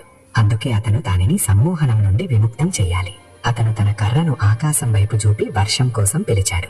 దీంతో గుహ లోపలే పవిత్ర జలధార కురవసాగింది. ఆ చల్లని నీటి స్పర్శతో రక్షకుని సమ్మోహనం తొలగసాగింది. అతని కళ్ళ నుండి నల్ల పొగ బయటకు వచ్చింది. నయారా అయాన్కు సహాయం చేసింది. ఇద్దరూ కలిసి తమ శక్తిని అద్దం వైపు మళ్లించారు. అద్దం నుండి ఒక ఆకుపచ్చ కాంతి వెలువడింది. అది మొత్తం అడవిని ఒక కొత్త శక్తితో నింపి నల్ల పాచిని భస్మం చేసింది. అయాన్ ఆ అద్దాన్ని కూడా ఒక చిన్న ఆకుపచ్చ ముత్యంగా మార్చి తన మాయా సంచిలో భద్రంగా పెట్టుకున్నాడు. నయారా అయాన్ కు ఒక పురాతన మూలికని ఇచ్చింది. అది భవిష్యత్ యుద్ధాలలో విషం నుండి అతన్ని రక్షించబోతోంది. ఇప్పుడు అయాన్ వద్ద 3 అద్దాలున్నాయి. కానీ అతని అలసట పెరుగుతోంది. సమయం తక్కువగా ఉంది. తదుపరి ప్రదేశం జపాన్ సముద్ర పర్వతాలలో ఉంది. అక్కడ తుఫానుల అద్దం ఒక సక్రియ అగ్ని పర్వతం లోపల దాగి ఉంది. ఇక అమెజాన్ యొక్క ఆర్ద్ర పచ్చదనాన్ని వదిలి అయాన్ ఇప్పుడు జపాన్ సుదూర ఓషిమా ద్వీపంలో నిలబడి ఉన్నాడు. అక్కడ ఒక భారీ సక్రియ అగ్నిపర్వతం మౌంట్ మిహారా నుండి పొగ వెలువడుతోంది. ఇక్కడి గాలిలో గంధకం యొక్క తీవ్రమైన వాసన ఉంది. భూమి కింద నుండి నిరంతరంగా ఒక గలగల శబ్దం వినిపిస్తోంది. 4వ అద్దం తుఫానుల అద్దం అని పిలువబడేది ఈ అగ్నిపర్వతం మరుగుతున్న లావాకు సరిగ్గా పైన ఒక అదృశ్య ఆధారంపై ఉంది అని పరిషత్ కాలచక్రం సంకేతం ఇచ్చింది. అయాన్ అగ్నిపర్వతం ముఖం వైపు వెళుతున్న కొద్దీ అక్కడి ఉష్ణోగ్రత ఏదైనా సాధారణ మనిషిని భస్మం చేయడానికి సరిపోతుందని అతనికి అనిపించింది. అతను తన దివ్య శక్తితో శరీరం చుట్టూ ఒక చల్లని కవచాన్ని సృష్టించి లోపలికి అడుగులు వేశాడు. అతను క్రేటర్ అగ్నిపర్వత బిలం కేంద్రానికి చేరుకోగానే ఒక భయంకరమైన గర్జన వినిపించింది. లావా జ్వాలల మధ్య నుండి ఒక ప్రాచీన యోధుడి ఆకారం ఉద్భవించింది.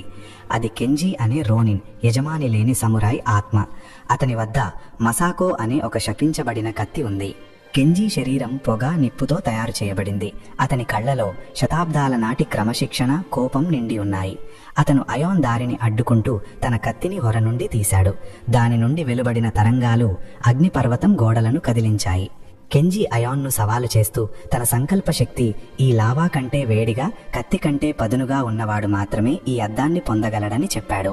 అయాన్ తన దివ్యదండాన్ని తన వీపుకు కట్టుకుని తన అంతర్గత శక్తితో ఒక కాంతి కత్తిని తయారు చేశాడు. వారిద్దరి మధ్య జరిగిన ఈ యుద్ధం అత్యంత తీవ్రంగా, కళాత్మకంగా ఉంది. అక్కడ ప్రతి దెబ్బకు నిప్పు రవ్వలు కాకుండా విద్యుత్ షాక్లు ఉత్పన్నమవుతున్నాయి. కెంజీ కత్తి మసాకో గాలిని చీల్చుకుంటూ తుఫాను గాలులను సృష్టిస్తోంది. దీంతో అగ్నిపర్వతం లోపల ఒక సుడిగాలి లేచింది. కెంజీని కేవలం పోరాడటం ద్వారా గెలవలేమని అయాన్ గ్రహించాడు, ఎందుకంటే అతను స్వయంగా ఆ అగ్నిపర్వతం శక్తితో అనుసంధానమై ఉన్నాడు. అయాన్ యుద్ధం మధ్యలోనే తన రక్షణను వదిలివేసి శాంతి ముద్రలో నిలబడ్డాడు. దీంతో కెంజీ కత్తి అతని గొంతు దగ్గర ఆగిపోయింది. కెంజీ ఆశ్చర్యంతో తాను పోరాడటం ఎందుకు ఆపేశాడని అడిగాడు. అప్పుడు అయాన్, ఒక నిజమైన యోధుడు కేవలం రక్షణ కోసం పోరాడుతాడు, వినాశనం కోసం కాదు అని బదిలిచ్చాడు. అయాన్ ఈ నిర్భయత్వాన్ని, స్పష్టత్వాన్ని చూసి కెంజీ కోపం శాంతించింది. అతను తన కత్తిని దించాడు. అప్పుడే అగ్నిపర్వతం లోపల నుండి ఒక లోతైన నల్లటి పొగ లేచింది. అది ఛాయా సామ్రాజ్యపు రహస్య ఏజెంట్ షింజోది. అతను లావా లోపల నుండి అద్దాన్ని దొంగిలించడానికి ప్రయత్నించాడు. షింజో అద్దాన్ని తాకగానే మొత్తం ద్వీపంలో ఒక భయంకరమైన సముద్ర తుఫాను వచ్చింది. అలలు నగరం వైపు వెళ్లసాగాయి. ప్రకృతి యొక్క ఈ ప్రకోపాన్ని ఆపడానికి కెంజీ, అయాన్ తమ విభేదాలను మరిచిపోయి ఒకేసారి షింజోపై దాడి చేశారు. అయాన్ తన కర్రతో ఆకాశం వైపు ఒక బంగారు కిరణాన్ని వదిలాడు. అది తుఫాను మేఘాలను మధ్య నుండి చీల్చివేసి గాలులను శాంతపరిచింది. కెంజీ తన కత్తితో షింజో చేతిపై దాడి చేశాడు. దీంతో ఆ మాయా అద్దం గాలిలోకి ఎగిరిపడింది. అయాన్ గాలిలోనే దూకి ఒక నల్ల ముత్యంలా మెరుస్తున్న ఆ అద్దాన్ని తన వశం చేసుకున్నాడు. అద్దం స్పర్శించగానే అగ్నిపర్వతం శాంతించింది. కెంజీ ఆత్మకు చివరకు శాంతి లభించింది. కెంజీ వెళ్లిపోతూ అయాన్కు తన మసాకో కత్తిని అప్పగించాడు. అది ఇప్పుడు పవిత్రమైంది, ఏదైనా నీడను నాశనం చేయగలదు. ఇప్పుడు అయాన్ వద్ద 4 అద్దాలు ఉన్నాయి. అతని తదుపరి గమ్యం ఉత్తర ధ్రువం యొక్క పెద్ద మంచు సామ్రాజ్యం. అక్కడ మంచు అద్దం దాగి ఉంది. అది కాలపు కదలికను పూర్తిగా గడ్డకట్టించే శక్తిని కలిగి ఉంది. ఇక అయాన్ ఇప్పుడు భూమిపై అత్యంత చల్లని, నిర్జన చివర అయిన ఉత్తర ధ్రువంపై నిలబడి ఉన్నాడు. అక్కడ మంచు తుఫానుల వేగం శబ్దం కంటే కూడా వేగంగా అనిపిస్తోంది. ఇక్కడి మంచు కేవలం నీరు కాదు, వేల సంవత్సరాలుగా పేరుకుపోయిన కాలం. దాని లోపల ప్రాచీన రహస్యాలు దాగి ఉన్నాయి. మంచు అద్దం మొత్తం ప్రపంచంలోని గడియారాలను, ఋతువులను నియంత్రించే ఒక భారీ గ్లేషియర్ కేంద్రంలో ఉంది. అయాన్ వద్ద ఇప్పుడు 4 దివ్య ముత్యాలు, కెంజీ పవిత్ర కత్తి ఉన్నాయి. కానీ అతని శారీరక శక్తి ఇప్పుడు సమాధానం ఇవ్వటం లేదు. అతను గ్లేసియర్ లోపల ప్రవేశించగానే అతను ఛాయా సామ్రాజ్యపు అసలు రాజు అయిన ఆ అమర తాంత్రికుణ్ణి ఎదుర్కొన్నాడు. ఆ తాంత్రికుడు అప్పటికే మిగిలిన 3 అద్దాలను, మంచు, ధ్వని, శూన్యం అద్దాలను తన వశం చేసుకున్నాడు. అతనిప్పుడు ఒక మహా అద్దం సృష్టించే చివరి దశలో ఉన్నాడు. తాంత్రికుడు అయాన్ను చూడగానే ఒక భయంకరమైన అట్టహాసం చేశాడు. మొత్తం ధ్రువ ప్రాంతపు మంచును ఒక భారీ హిమరాక్షసుడి రూపంలో మేల్కొల్పాడు. అయాన్ తన కత్తి మసాకోతో ఆ రాక్షసుడి దాడులను అడ్డుకున్నాడు. కానీ తాంత్రికుడు ఆ 3 అద్దాల సంయుక్త శక్తితో సమయాన్ని ఆపేశాడు. అయాన్ శరీరం రాయిలా గడ్డకట్టింది. అతని కళ్ల ముందు మొత్తం ప్రపంచం ఒక స్థిర చిత్రంలో ఆగిపోయింది. అదే క్షణం అయాన్ అంతర్మనస్సులో రాణి దమయంతి, రాజు విక్రమాదిత్య ఆత్మలు మేల్కొన్నాయి. అవి అతనికి తాను కేవలం ఒక మానవుడు కాదని, బ్రహ్మాండ చైతన్యంలో ఒక అంశమని గుర్తు చేశాయి. అయాన్ తన ఆగిపోయిన హృదయ స్పందనల లోపల నుండి తన ఆత్మలో విలీనం చేసుకున్న ఆ హృదయమని ప్రతిధ్వనిని విన్నాడు. అతను తన సంకల్ప శక్తితో గడ్డకట్టిన కాలపు బంధాన్ని తెంచుకున్నాడు. తన బంగారు కర్రను 7వసారి భూమిపై కొట్టాడు. అయాన్ శరీరం నుండి 7 రంగుల కిరణాలు వెలువడ్డాయి. అవి తాంత్రికుడి వద్ద ఉన్న 3 అద్దాలను తన వైపు ఆకర్షించాయి. ఇప్పుడు 7 అద్దాలు అయాన్ చుట్టూ ఒక వృత్తంలో తిరగసాగాయి. దీంతో సూర్యుని కంటే కూడా కోట్లాది రెట్లు ప్రకాశవంతమైన ఒక దివ్య కాంతి పుట్టింది. ఆ కాంతి స్పర్శతో ఆ అమర తాంత్రికుడు దుమ్ము కణాలుగా మారిపోయాడు. ఛాయా సామ్రాజ్యం ఉనికి ఎప్పటికీ అంతమైంది. 7 అద్దాలు ఇప్పుడు కలిసి ఒక భారీ శాంతి చక్రంగా మారాయి. అది భూమి పగిలిన ఓజోన్ పొరను, కలుషితమైన నదులను మళ్లీ శుభ్రపరచడం మొదలుపెట్టింది. అయాన్ తన పని ఇప్పుడు పూర్తయిందని, ఈ భౌతిక ప్రపంచం నుండి తాను సెలవు తీసుకోవాలని గ్రహించాడు. అయాన్ ఆ 7 అద్దాలను తిరిగి ఆకాశంలోని ఆ మూలం వైపు పంపాడు. అక్కడ నుండి ఈ గాథ మొదలైంది. ఆ అద్దాలు ఆకాశంలో విలీనం కాగానే ఉత్తర ధ్రువంపై ఒక అద్భుతమైన అరోరా మెరిసింది. అది ప్రపంచంలోని ప్రజలందరికీ కనిపించింది. అయాన్ శరీరం నెమ్మదిగా కాంతి కణాలుగా మారి గాలిలో కలిసిపోయింది. అతను స్వయంగా ప్రకృతిలో ఒక భాగంగా మారాడు. సూర్యగడ కొండల్లో ఈ రోజు కూడా ప్రజలు చెబుతారు, ప్రపంచంపై ఏదైనా పెద్ద ప్రమాదం వచ్చినప్పుడు ఒక బంగారు కాంతిగల రక్షకుడు నిశ్శబ్దంగా వచ్చి దాన్ని రక్షిస్తాడు. ఆ ప్రాచీన మాయా అద్దం ఇప్పుడు భయం కాదు, శక్తి యొక్క అసలు కేంద్రం, మనిషి స్వచ్ఛమైన హృదయమని ఒక పాఠంగా మారింది. కాలచక్రం తిరుగుతూనే ఉంది. మానవత్వం ఒక కొత్త స్వర్ణయుగంలోకి ప్రవేశించింది. ఇక హిమాలయాల పవిత్ర లోతుల నుండి అయాన్ తిరిగి ఆధునిక నగరం రద్దీలోకి వచ్చినప్పుడు అతనికి అంతా మారిపోయినట్లనిపించింది. ఎత్తైన భవనాల గాజుగోడలు అతనిప్పుడే తన ఆత్మలో విలీనం చేసుకున్న ఆ మాయా అద్దాన్ని గుర్తు చేస్తున్నాయి. అయాన్ తన పాత పరిశోధనా కేంద్రానికి చేరుకున్నప్పుడు ప్రభుత్వం ఆ తవ్వకాల ప్రదేశం నియంత్రణను ఆక్యులస్ కార్పొరేషన్ అనే ఒక ప్రైవేట్ ప్రపంచ సంస్థకు అప్పగించిందని అతనికి తెలిసింది. ఈ సంస్థ యజమాని మార్క్స్ వెబర్ ప్రాచీన శక్తిని వ్యాపార లాభం కోసం విక్రయించాలనుకునే అత్యంత ఆశావాహి వ్యక్తి. అయాన్ విన్నదేమిటంటే వెబర్ ఆ ప్రదేశంలో 1000 టన్నుల భారీ యంత్రాలను ఏర్పాటు చేశాడు. తద్వారా అతను ఆ వాయు కవచాన్ని, ఆలయం అవశేషాలను బలవంతంగా బయటకు తీయబడడు. వెబర్ తన సొంత ప్రైవేట్ సైన్యాన్ని కలిగి ఉన్నాడని, అది అత్యాధునిక ఆయుధాలు, గూఢచారి పరికరాలతో కూడి ఉందని అయాన్కు తెలిసింది. అయాన్ ఒక సాధారణ వేషం ధరించి రహస్యంగా అతను తన కెరియర్ ప్రారంభించిన అదే తవ్వకాల ప్రదేశం వైపు వెళ్ళాడు. అక్కడకు చేరుకోగానే అయాన్ కాళ్ల కింద భూమి కదిలింది. ఎందుకంటే మొత్తం ప్రాంతం ఇప్పుడు ఒక కోటగా మారిపోయింది. అక్కడక్కడ థర్మల్ కెమెరాలు, లేజర్ సెన్సార్లు అమర్చబడి ఉన్నాయి. అవి పక్షి రెక్క తగిలినా కూడా అలారం మోగగలవు. అయాన్ ఋషి ఇచ్చిన ఆ సాధారణంగా కనిపించే చెక్క కర్రను చేతిలోకి తీసుకుని తన కళ్ళు మూసుకున్నాడు. భూమి కింద దాగి ఉన్న సూర్యగఢ ఆత్మ ఆ యంత్రాల దెబ్బకు తపిస్తోందని అతనికి అనిపించింది. వెబర్ శాస్త్రవేత్తలు ఆ ప్రదేశంలో రేడియో ధార్మిక తరంగాలను పంపుతున్నారు. దీంతో ప్రకృతి సమతుల్యత దెబ్బతింటోంది. అకస్మాత్తుగా ఆకాశం రంగు ముదురు బూడిద రంగులోకి మారింది. ఎలాంటి హెచ్చరిక లేకుండా ధూళి తుఫాన్ వచ్చింది. అయాన్ ఆ భద్రతా వలయం దగ్గరికి చేరుకుని తన కర్రను భూమిపై కొట్టాడు. దీంతో ఒక ప్రశాంతమైన శక్తి తరంగం వెలువడింది. అన్ని ఎలక్ట్రానిక్ కెమెరాలు ఒక క్షణం పాటు ఆగిపోయాయి. అయాన్ మెరుపు వేగంతో ముళ్ల తీగలను దాటి లోపలికి ప్రవేశించి ప్రధాన నియంత్రణ గది వైపు వెళ్లాడు. అక్కడ అతను మార్క్స్ వెబర్ ఒక స్క్రీన్ ముందు నిలబడి ఉన్నట్లు చూశాడు. దానిపై ఆ సముద్రపు నాణెం అవశేషాల డిజిటల్ పటం నడుస్తోంది. అయాన్ హిమాలయాలలో మార్చిన ఆ అమరత్వపు బీజం తనకు ఏ ధరకైనా కావాలని వెబర్ అరుస్తున్నాడు. అయాన్ తన స్వరాన్ని పెంచి ప్రకృతితో ఆడుకోవడం ఆపమని వెబర్ను హెచ్చరించాడు. వెబర్ వెనక్కి తిరిగి చూసి అయాన్ను గుర్తించాడు. కానీ అతని కళ్లలో భయం లేదు, ఒక సైతాన్ మెరుపు ఉంది. అయాన్ వెళ్లిన తర్వాత అతని పాత DNA నమూనాలతో ప్రాచీన శక్తులను ఎదుర్కోగల ఒక క్లోన్ సైన్యాన్ని తాను తయారు చేశానని అతను చెప్పాడు. అకస్మాత్తుగా నియంత్రణ గది వెనుక నుండి 4 ముసుగు ధరించిన యోధులు బయటకొచ్చారు.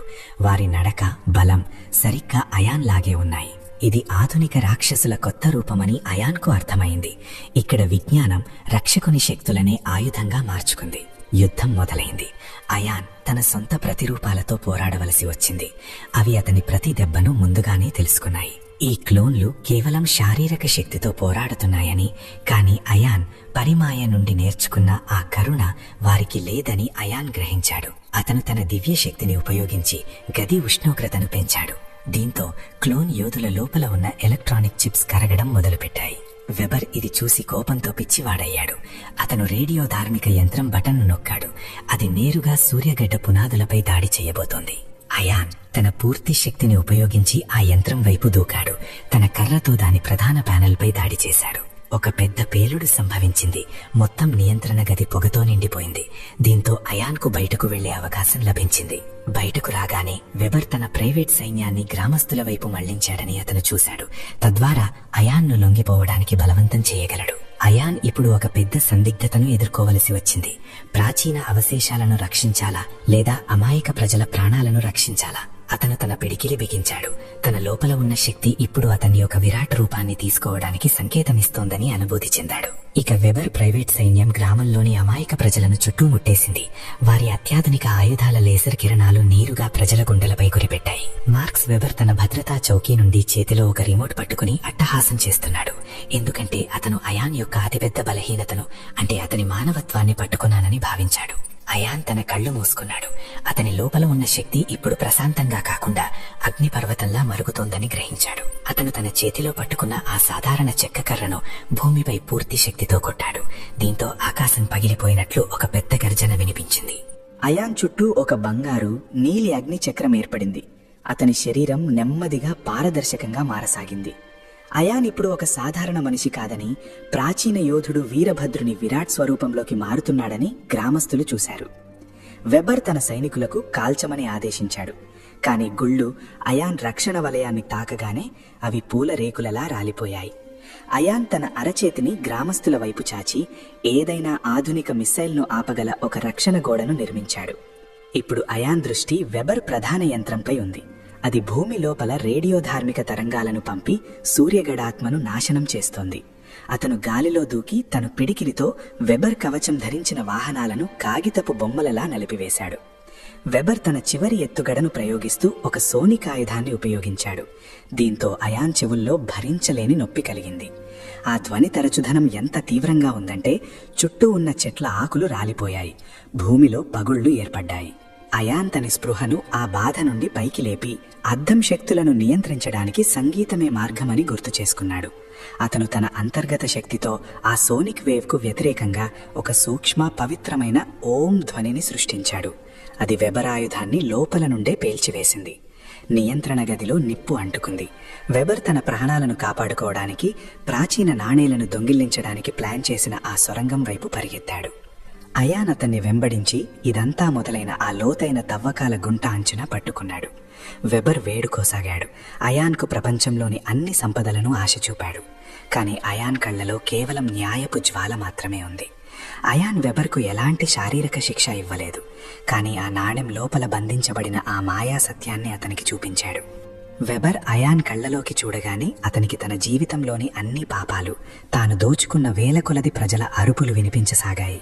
వెబర్ మెదడు ఆ సత్యభారాన్ని తట్టుకోలేకపోయింది. అతను మానసికంగా పూర్తిగా విరిగిపోయాడు. తన యజమాని ఈ పరిస్థితిని చూసిన అతని సైన్యం ఆయుధాలు పడేసి పారిపోయింది. అయాన్ ఆ రేడియో ధార్మిక యంత్రాన్ని తన శక్తితో పూర్తిగా బూడిదగా మార్చి తవ్వకాల ప్రదేశంలో మళ్లీ శాంతిని నెలకొల్పాడు.